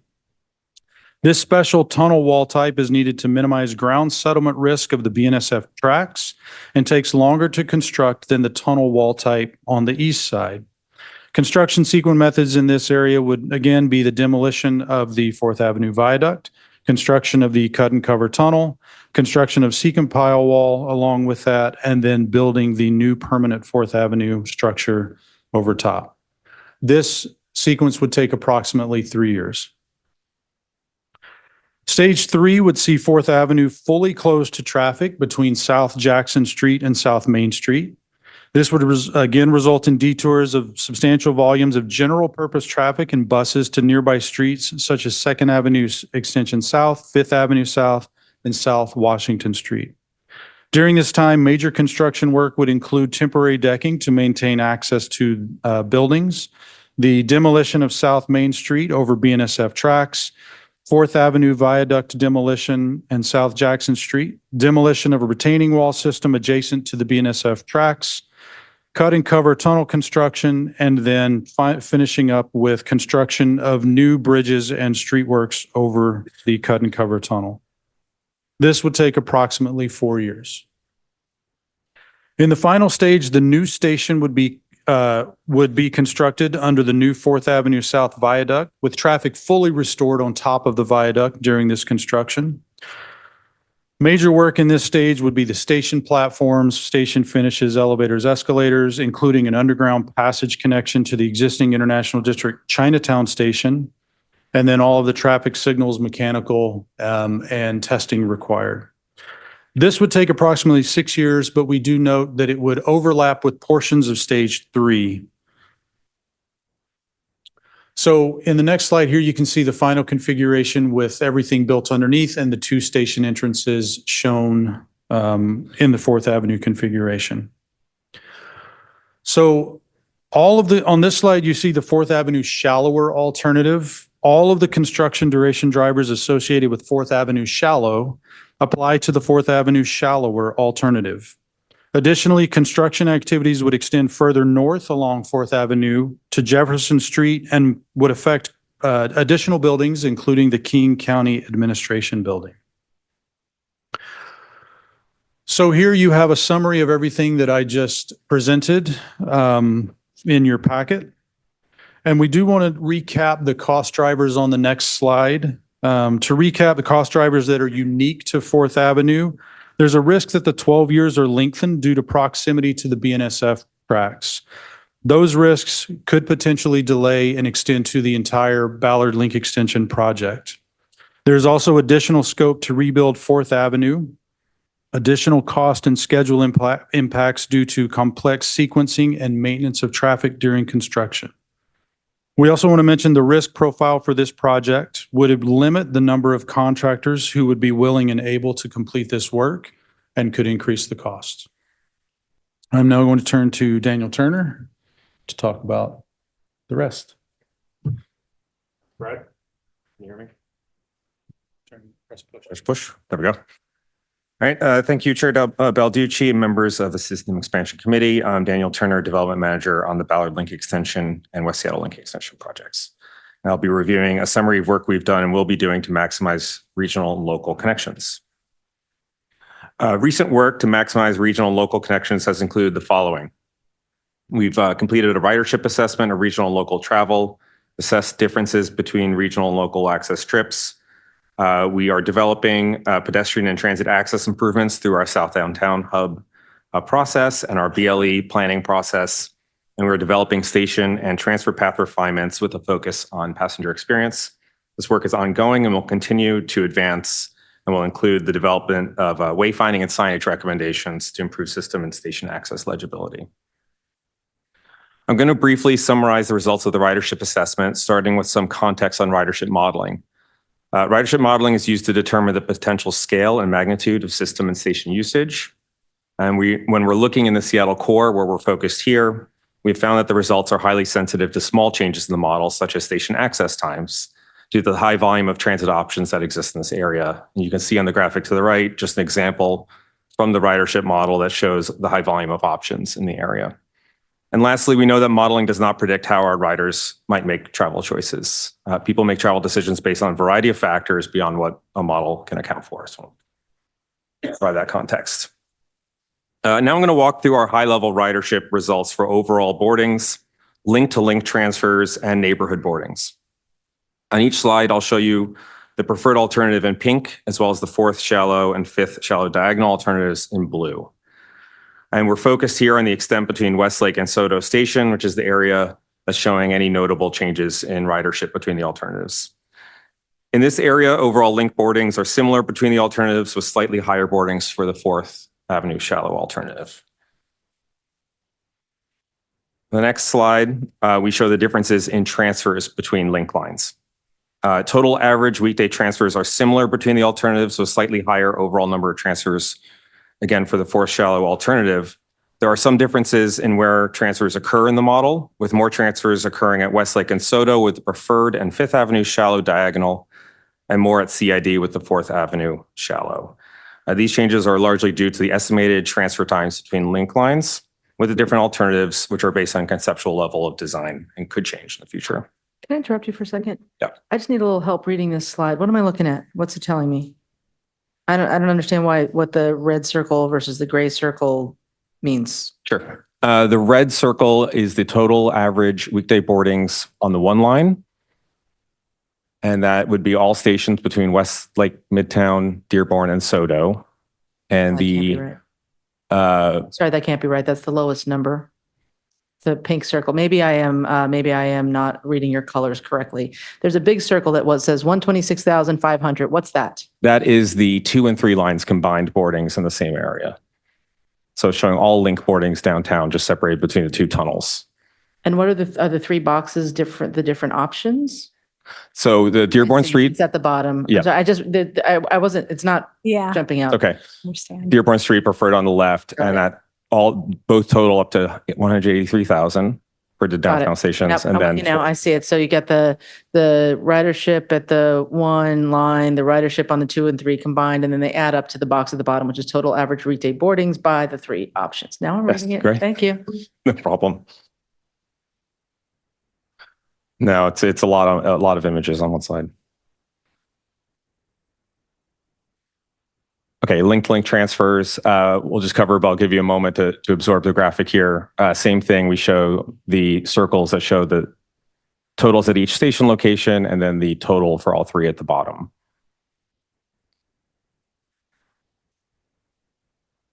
Okay, and then lastly, looking at boardings that originate around the CID. Is that going? Here we go. Boardings that originate around the CID and Midtown stations, we see slightly higher boardings with the 4th and 5th Avenue alternatives compared to the preferred. And this is likely due to a shift in where the boardings occur in the central business district. For example, some boardings that occur at Midtown with the 4th and 5th options are shifting to other stations, such as Westlake and Symphony with the preferred.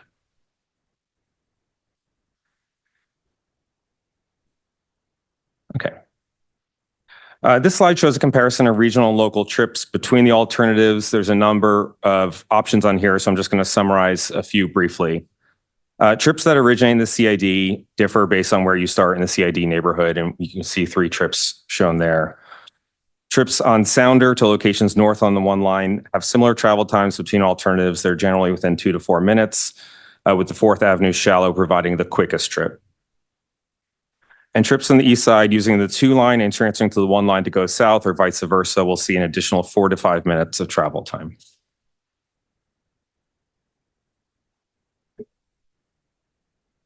On this slide, we show walk times to the nearest 1 line station, which is either CID or Midtown.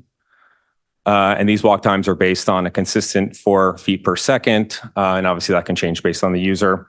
And walk times are comparable for many of these trips. But we'll note that they're generally a bit quicker for the preferred alternative to Yesler Terrace and Occidental Square. And the fourth and fifth options, they're a little bit quicker to the King Street Station and Central Library areas. Okay, I turn it to Lita to talk about South Downtown Hub. Yeah, absolutely. So the South Downtown Hub effort is a partnership between Sound Transit, the City of Seattle, King County, and the community towards an implementable plan. We are working through an engagement series to vision and prioritize potential investments to streets and public spaces that help connect neighborhoods and regional transit modes. And we are building upon past community-based plans and concurrent projects and planning initiatives. This timeline shows where we are in the planning process. We kicked off this effort in November of 2023 with an open house to begin to engage the community in this effort, and then went after that to a workshop series, beginning with workshop 1 with big picture visioning, developing overall concepts for community and station connections, advancing to workshop 2, where we got into area specific opportunities and issues and work together to evaluate those concepts for connections and places. Based on community feedback, we are currently advancing design and interagency coordination on those concepts, working towards a workshop 3 in March of 2025. We will also be planning an updated and expanded exhibition out in the Great Hall associated with that March meeting. Over the last several months, this is just a snapshot of our outreach and engagement that has moved forward with this process. We've had nearly 1,000 touch points thus far in this effort, with 15 in-person events held, including 3 large public events, 12 meetings with community-based groups, an online survey covering workshops 1 and 2 concepts this summer, and an exhibition out in the Great Hall on this work. And now I'm going to hand it to Daniel to speak to access to stations and how this South Downtown Hub work is informing that. Great. So we've been and will continue to assess improvements to access and mobility around these stations through the South Downtown Hub effort that Lita just mentioned and other Ballard Link extension planning efforts. The graphic on the right is an example of one scenario from the South Downtown Hub, and it's around the Dearborn station. And we've highlighted just a few key elements here, which include narrowing and traffic calming Dearborn Street near the North Station entrance, narrowing and realigning Seattle Boulevard, and looking at various improvements to accessibility around the neighborhood. At the Midtown Station, we're looking at several different improvements here. I'll just highlight a couple of them, and we're going to get into some more details on the stations and locations in a moment. The improvements include looking at corridor and other pedestrian improvements along 4th Avenue and 2nd Avenue extension, as well as integration with City Hall Park improvements and the King County Civic Campus initiatives.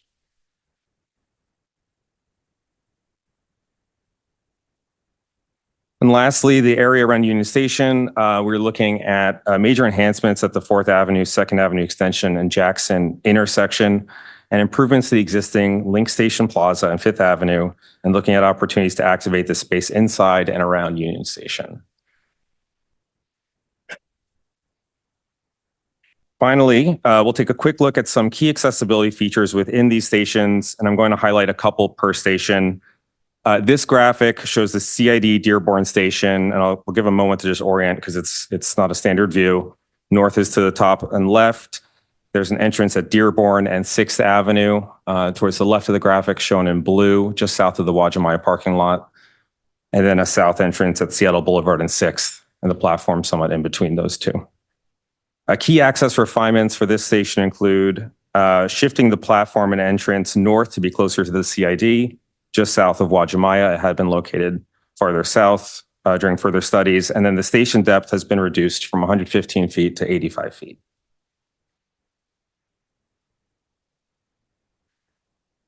At the preferred alternative Midtown Station, we're located just east of 4th Avenue between James Street and Yesler Way. You can see station entrance there north towards James and one south towards Yesler Way. The existing Pioneer Square Station is underneath 3rd Avenue between James and Yesler as well, just to the west of this location. At this station, we are studying 2 locations for an underground transfer between link lines at James Street and Jefferson Street. In this configuration shown here, the 2 stations are connected via a direct, fully below ground tunnel underneath James Street between the 2 station mezzanines. And this would provide a new elevator connection to the existing Pioneer Square northbound platform and an opportunity to improve the existing entrance at 3rd and James. This is the same station, but with a different transfer connection at Jefferson Street, just south of the King County Courthouse. And for this option, most features are the same, but the Jefferson transfer would provide a shorter and more direct connection for most passengers, though there are some complexities in this location that we will study through the environmental process. It would also provide a direct underground path to the new station via the existing station entrance at Yesler Way and 3rd. And finally, we've also provided access features for both the 5th Avenue shallow diagonal and 4th shallow station alternatives, which have not changed, but are available for your reference. In the interest of time, we're just going to skip, I think, to the next series. Yeah. Do you want to acknowledge the close transfers here with the 4th Avenue shallow as well that we've talked about before? Finally, for next steps, I just want to note again, we've provided a lot of information today. All of this information will be available online, both this presentation, a written report that details out all of these steps and is available in multiple languages. We also have a click and learn site where we have graphics and images for every single step in that construction sequence process. That has also been translated completely. So all of those will be available, and we'll make sure to, again, follow up with those links for all of you. We are providing this information in advance of draft GIS publication next year. We also look forward to engaging community and answering questions between now and then. Any opportunities for further education with the board, if you are interested, for example, and we've done tours in the past, we are happy to do that to bring these issues onto the ground. And then I do just want to note also that as part of the engagement process going forward for the Ballard Link Extension project, as we're preparing the draft environmental impact statement, we will be engaging. We're trying to identify and engage potentially affected property owners and reach out to them in advance of publication. So that will be another major activity for us. And that is it. Thank you so much for all of your time. Ooh, thank you. Yes. No, that was a lot, and it's been a long time coming, so it was worth going through as much as you did, and it was very clear from your presentation that there's more, that this was sample information in some places, and that's helpful to understand. I want to say a word, and then I'm going to open it up for other members' conversation. But I will say this.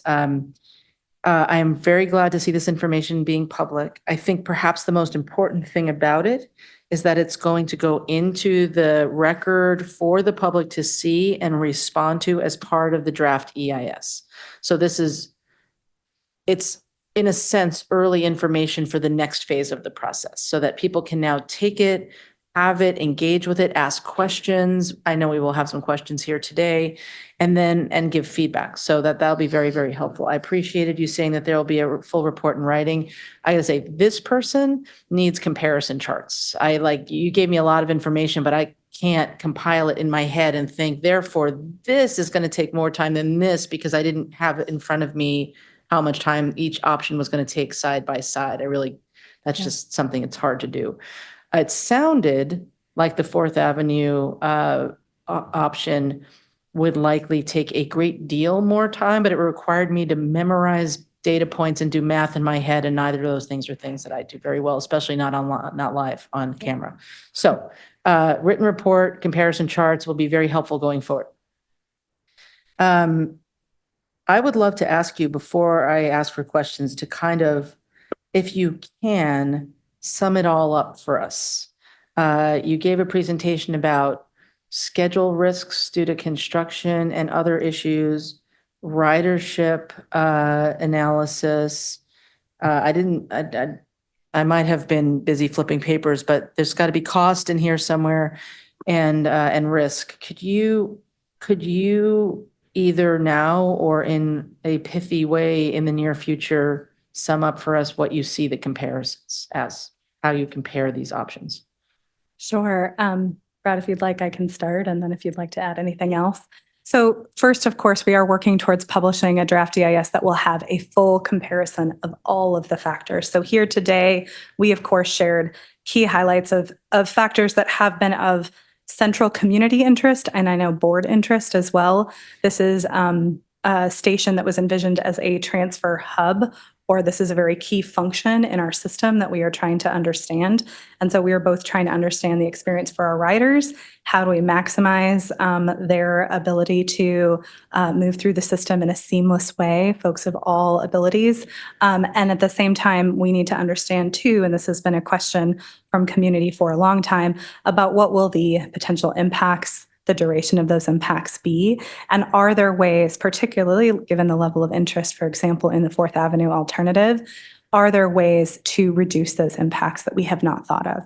And so I think what you see today is a snapshot of where we are with the volume of work on trying to look at what we can do in terms of different construction methods and approaches, where we are in terms of our understanding of duration, cost drivers and risk. We will have new cost information when we publish the draft EIS, but given all of the information that we understand from even our recent West Seattle Link extension reports to you, where are some key areas that we are seeing that are drivers, and wanted to report that to you.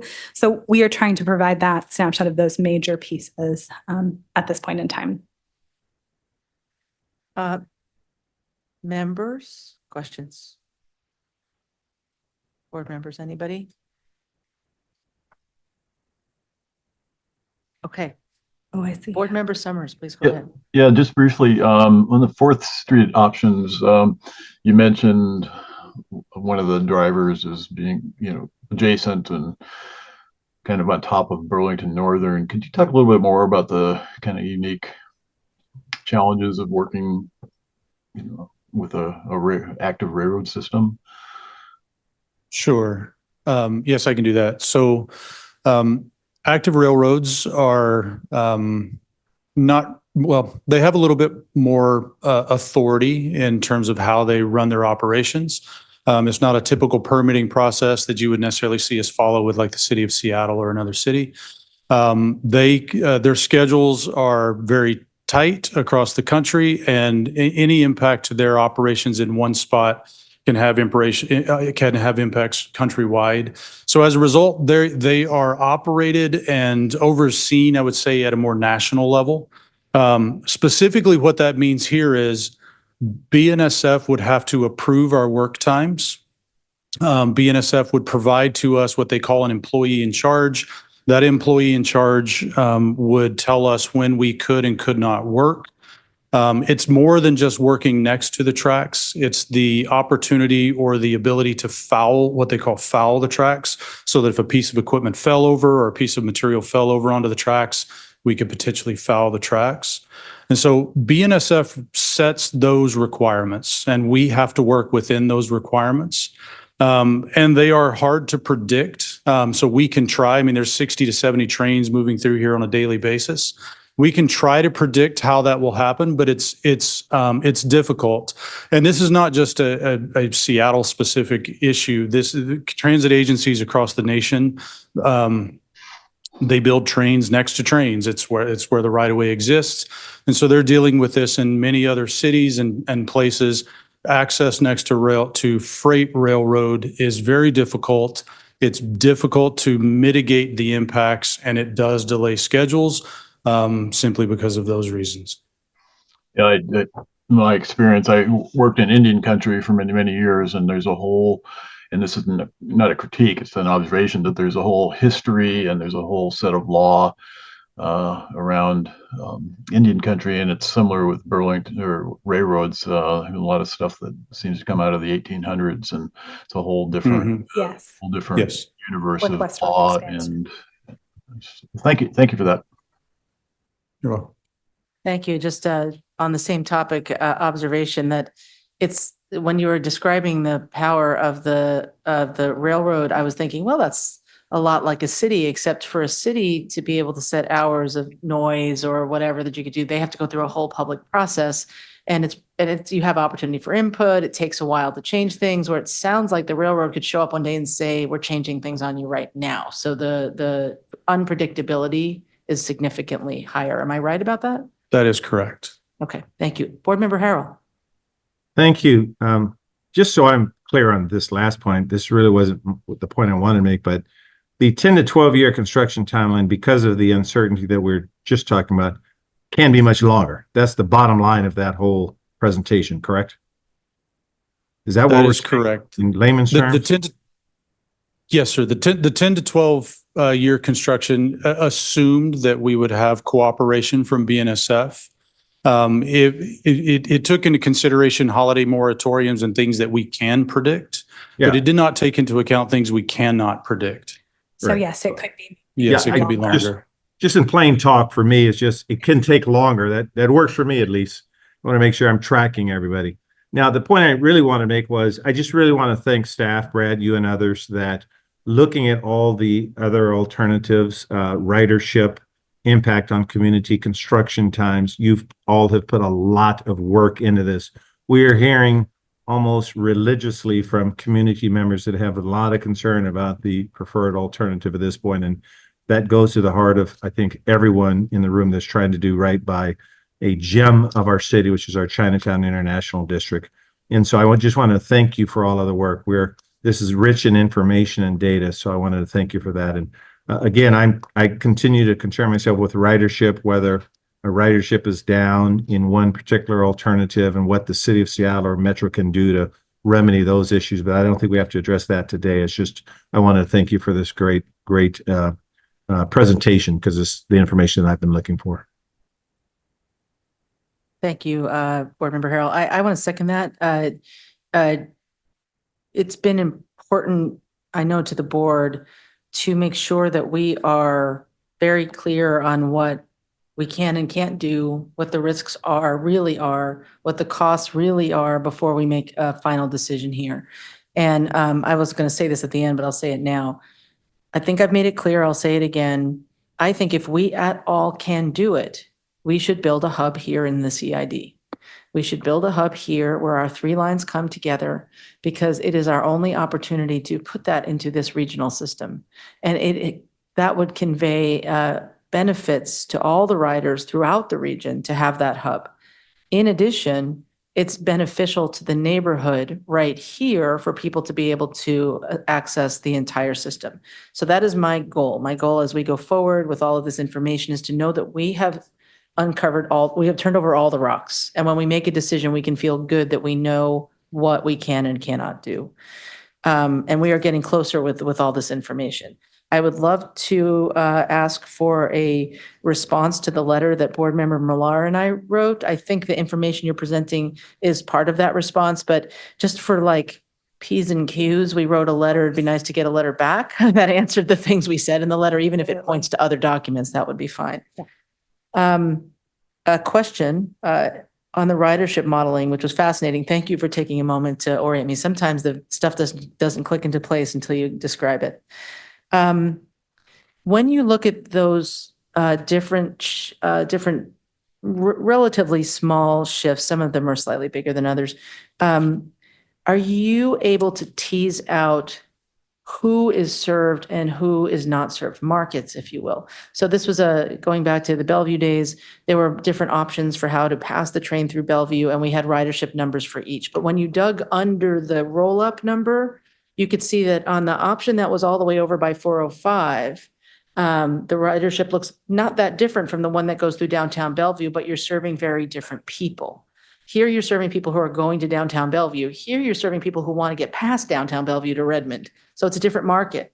And I wonder if we know that about the ridership analysis you did between I think we're now calling the Midtown, I would say Midtown Madison station versus the Midtown James station.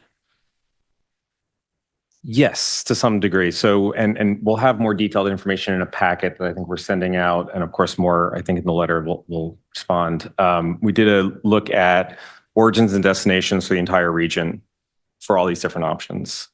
So we have a sense of where there's changes between these zones that people are traveling from and to. And we've included some of that information in the packet. Generally for this assessment, the biggest changes are related to the Midtown Station location and some of the trips in and out of the First Hill area. The changes are in the 100 trips per day range for some of these. So they're not large, but that's where you're seeing the biggest changes. We think there may be opportunities to mitigate some of that through bus service restructures or things that weren't anticipated in Metro Connects, better service, maybe up Yesler, up to the hospitals area. So that's where we're seeing the biggest changes. Most others are changes, maybe 10 trips, in that realm. Yeah. Okay, I am done asking questions. Anybody else have any further questions? We do have one more presentation on this very topic, so why don't we go into it and then we can finish our discussion. Thank you all very much.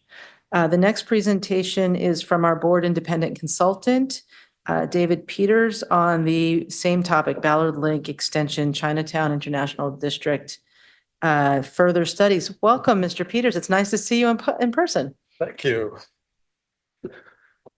Please go ahead. Thank you, Chair Balducci, board members, Dave Peters, independent consultant to the board.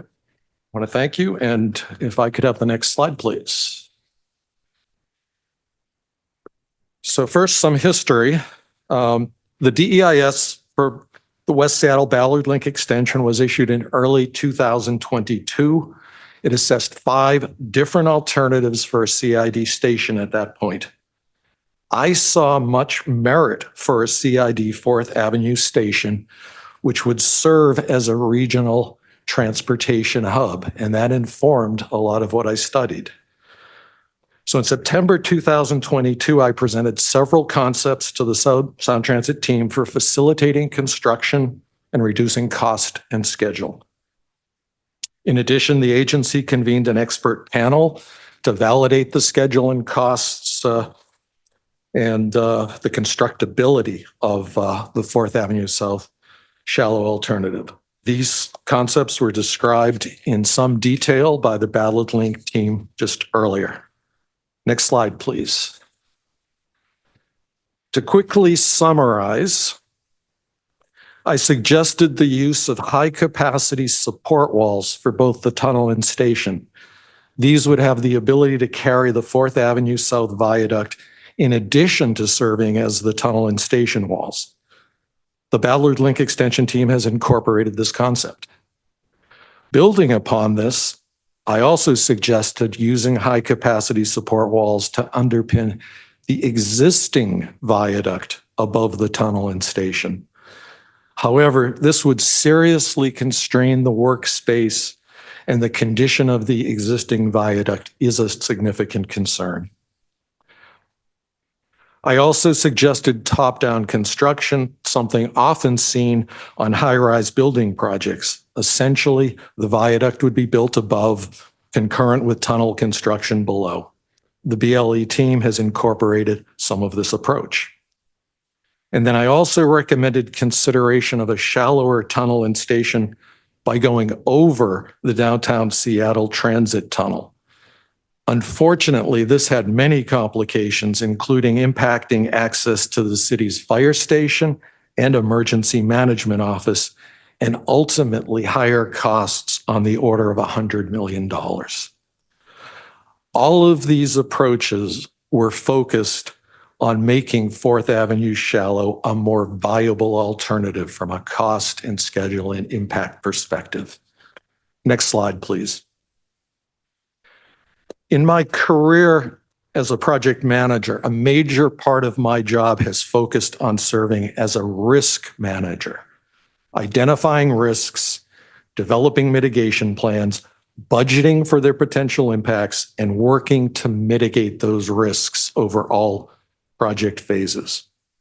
I've also learned that an optimism bias, something that we all have, is the enemy of effective risk management.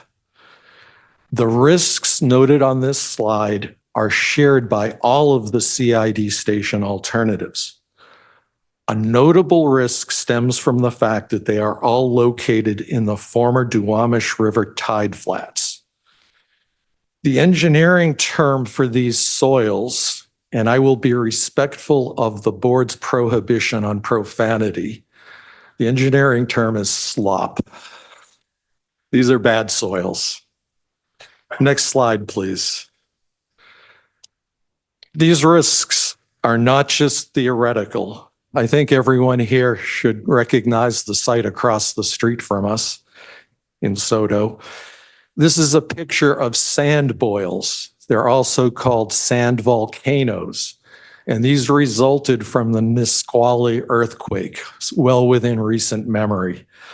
They occur in liquefiable soils, not unlike what the agency had to address on the Federal Way project. And those kinds of soils are throughout Soto, and they are a risk. So all of the CID alternatives share these risks.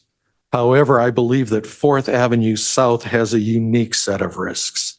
Next slide, please. There are also significant risks due to the tunnel's proximity to BNSF's 120-year-old Great Northern Railway Tunnel and the Prefontaine building, which literally straddles that tunnel. These are serious risks, but they're also somewhat predictable. They can be identified, they can be quantified, they can be managed and mitigated. Next slide, please. So I apologize for getting down into the weeds here, but risks often hide in the weeds. The proposed 4th Avenue shallow alternative literally butts up against the BNSF main line for about a half mile. This is a very high volume rail corridor with 60 to 70 trains per day.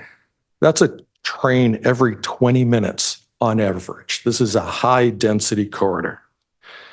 BNSF controls within 25 feet of their track, but also further for cranes and other tall equipment that could fall on the tracks, or as it's called, fouling the tracks. Essentially, the entire construction zone falls under their control. Sound Transit will have an agreement with BNSF, which will spell out the windows when construction can occur.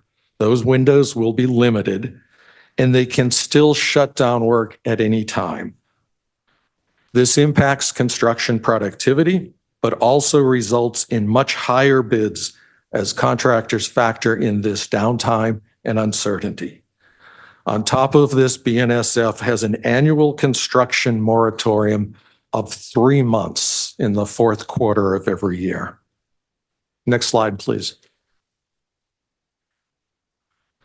Even less complex construction, such as the demolition and new construction of the adjacent 4th Avenue South Viaduct, will face these restrictions. The railroad will specify work windows for construction. They'll require extensive shielding to protect rail traffic from demolition and the new construction, and they'll even specify the equipment that can be used. Next slide, please.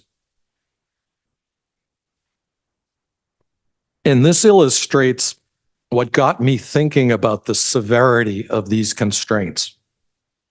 The railroad told Sound Transit that they would require secant pile walls as opposed to slurry walls for the station and tunnel support walls. Both techniques result in very strong and very impervious walls, but there is a crucial difference. Slurry walls can be installed using low headroom equipment as shown in this picture, and low headroom equipment is not likely to fall onto the adjacent tracks. On the other hand, secant piles require equipment with very high masks that could fall and foul their tracks. And this means that the work will be subject to BNSF's limited construction windows and restrictions for over half a mile. So down in the weeds, but something as routine as wall type and equipment selection can introduce huge risks for project execution. Next slide, please. This slide summarizes my concerns. Unfortunately, I have personal experience with similar railroad restrictions. One was on a bridge rehab project where we were working directly for a major railroad. Our contractor was granted track access between 1 a.m. and 4 a.m. daily. The contractor still had to pay for an 8-hour shift plus a nighttime wage differential but got little productivity in return. I will also tell you that it's disruptive to everybody's personal schedule being on the 1 to 4 a.m. shift. Also, on a project for widening I-5 in Everett, we had to repave a ramp that was adjacent to a little used BNSF sidetrack. Literally, nothing could get BNSF to engage on this minuscule project element. With this background, I've concluded that the railroad-related risks here are huge, and they cannot be managed and mitigated without excessive cost and schedule impacts. In essence, I believe that this alternative is not reasonably constructible. Thank you very much. Next slide, and happy to answer any questions. Well, thank you very much for your work. It's really meaningful to the board to have you as a direct advisor to us and an expert to be able to dig deeply into this. This is unfortunately what I have been afraid of all along, that the adjacency to the railroad was going to be kind of the biggest risk factor. But I appreciate you sharing with us in detail why you came to that conclusion. Let me ask if any other committee members have any questions for Mr. Peters. Nope, seeing no's. Board Member Frizzell, please go ahead. I just wanted to thank you, Mr. Peters, that it's complicated. You know, I wish that we didn't have any other landscape and we could just go in there and start all over again. But obviously we can't do that and we shouldn't do that. So I just want to thank you for your analysis. Thank you that you didn't give us exactly the answer that we would have liked, but you gave us the answer that we really needed to have. And I just wanted to appreciate all the work that you've done and the way that you've brought a lot of these construction issues to the top for us. So I appreciate that very much. Thank you. Thank you. And thank you for being here, Board Member Frizzell. We appreciate your spending the extra time and attention. Anyone else? All right. Not seeing anybody else. So I want to thank you again for being here with us, for your work, and for your very clear presentation. It's very helpful to us to hear it put so directly. Thank you. All right. We have one last briefing today, and it is the status of implementing the Technical Advisory Group recommendations. I'd like to call on Moises Gutierrez, Deputy CEO for Agency Oversight, to give the presentation. Welcome. Thank you. Thank you, Madam Chair and members of the committee. I am here presenting on behalf of Deputy CEO Terry Mestes. Next slide, please. Today, we are presenting on a specific item in our action plan with regard to the Technical Advisory Group recommendations, and we're going to focus on the effort to implement a Project Management Information System, or PMIS for short. And this is in support not only of the capital program, but the agency at large. There is no decision or action requested today. Next slide, please. This slide shows the TAG recommendations summarized into categories across the top of the chart. Our action items responding to the TAG recommendations are shown in the column on the far left, with a description to the right of each item. You will note that the procurement and contracting row is green because that was presented last month in this committee. And as noted, today we're going to cover the first row that is highlighted related to PMIS. I will now turn this over to my colleagues, Tracy Habrel and Laurel Klein from Agency Oversight, who will go through this in a bit more detail. Next slide, please. Good afternoon. My name is Tracy Habrel. As Moises said, I work in Agency Oversight, and for this project, I've been the internal project lead. So let's talk about what a PMIS is, Project Management Information System, PMIS for short. It's our ability to manage all of our project information, plan, execute, monitor, and control our projects. It's a system of collected technology tools and processes and people to streamline our project phases and all of the information that happens within our projects.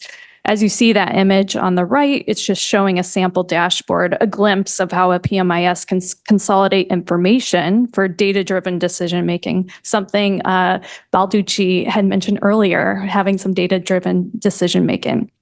Currently, project data at the agency is spread across disparate systems and different types of reports, but by implementing a PMIS, we're moving more towards a unified intentional approach to bring these systems and processes together into one cohesive platform.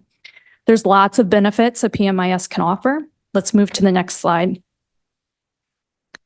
As noted in the TAG recommendations, we would like to build trust among staff and our third-party partners, improve decision-making, and implement industry best practices. Implementing a PMIS can support these TAG recommendations. We can create an interconnected system through advanced technology.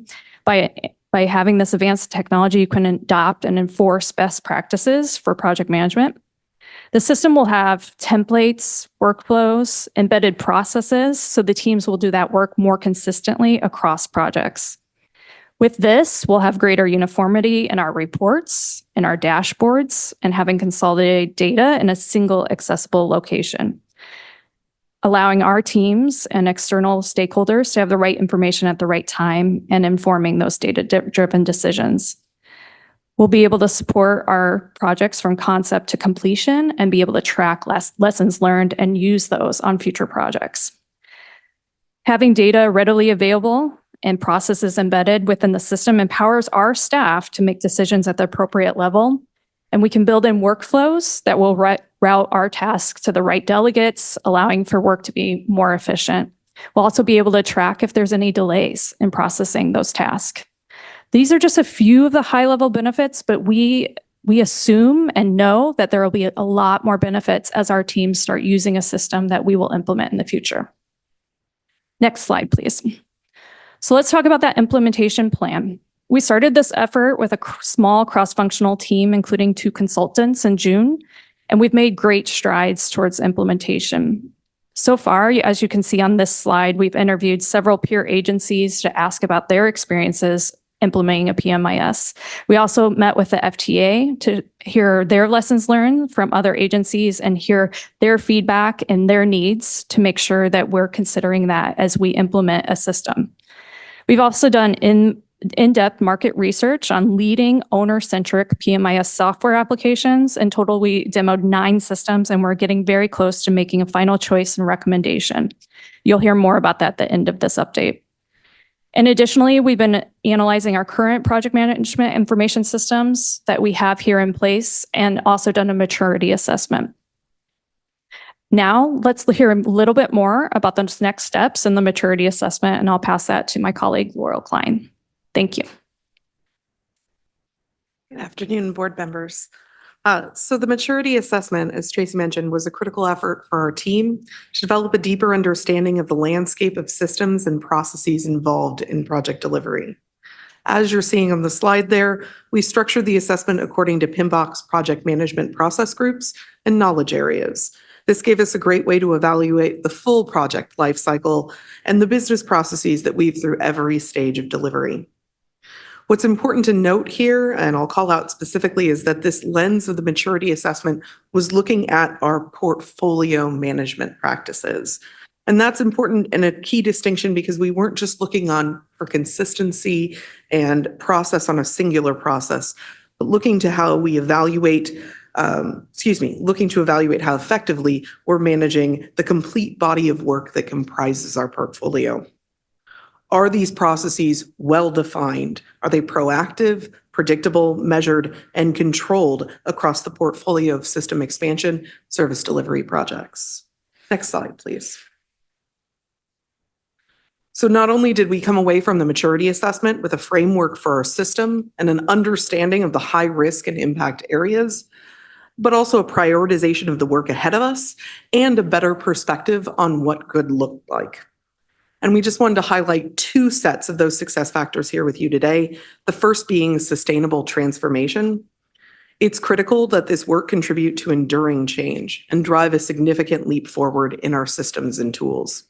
Success there looks like high user adoption, consistent regulatory and standards compliance, and support of more data-informed decision-making. And I think calling out all those is critical aspects highlighted in the TAG report. The second set of success factors is related to reinforcing behavioral change.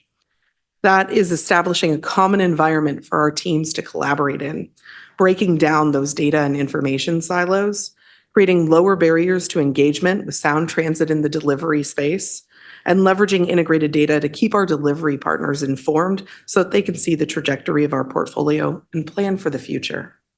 Next slide, please.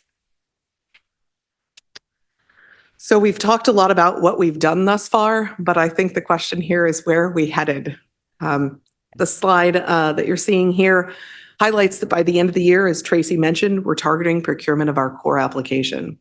And I say core there because over the past 6 months of work, this team has confirmed that there is no silver bullet when it comes to technology, and that a project management information system is indeed that, a system of tools, processes, people.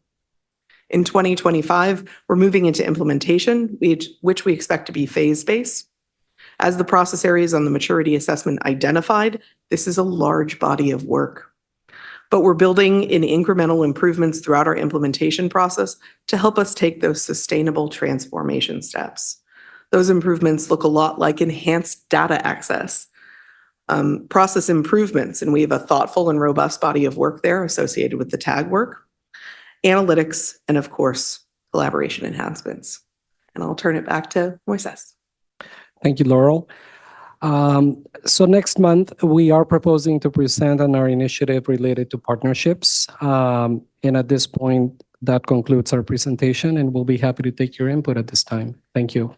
Thank you so much. It's nice to see you back, and I appreciate these targeted updates when there's specific areas where there's progress being made as opposed to sort of walking through everything. I think this is a really good use of the committee report time. And this is an exciting one. This is, I think, something that will make a big difference for our practice and our effectiveness when we get it all implemented. But I will say, have lived through a number of IT implementations in my career, and they're never easy. They take longer than you think. They're more complicated than you think. And I'm glad to see that we're taking a thoughtful, deliberative approach and getting user requirements. I think that is one of the places where these projects go wrong the most. If you don't fully understand what people are going to use it for and how they're going to use it, then you end up with a product that doesn't do everything you hope that it will. So it's very, very encouraging. Very good to see. Any other questions? Board Member Roscoe, please go ahead. Thank you, Chair. On slide 6, you mentioned owner-centric software application or software program. What does that mean, owner-centric? There's a lot of software on the market. Some are very catered to a construction firm. This is catered to owners to be able to manage a portfolio of projects, and it's specifically set up that way. So we as Sound Transit, as the owner of the projects, can monitor the information, and our third-party partners can come in and use the system as well. But we own the system. But a lot of our third-party partners will have different data systems that they use with other clients, but that's something that they can come in and be invited to our system to interact. Okay, so does that mean that Sound Transit will have this software developed for them, or is it still third-party software? I guess that's... So it's software as a service that will be configured to Sound Transit's needs. Okay. So we're the owner of a portfolio of projects versus an individual construction. Okay. Yes. Thank you. That's it. Okay. Anyone else? All right, not seeing anybody else. We've come to the end of our presentations. Thank you very much again. There is no executive session today. Is there any other business to come before the committee? Seeing none, our next System Expansion Committee meeting is scheduled for Thursday, December 12th from 1:30 p.m. to 4:00 p.m.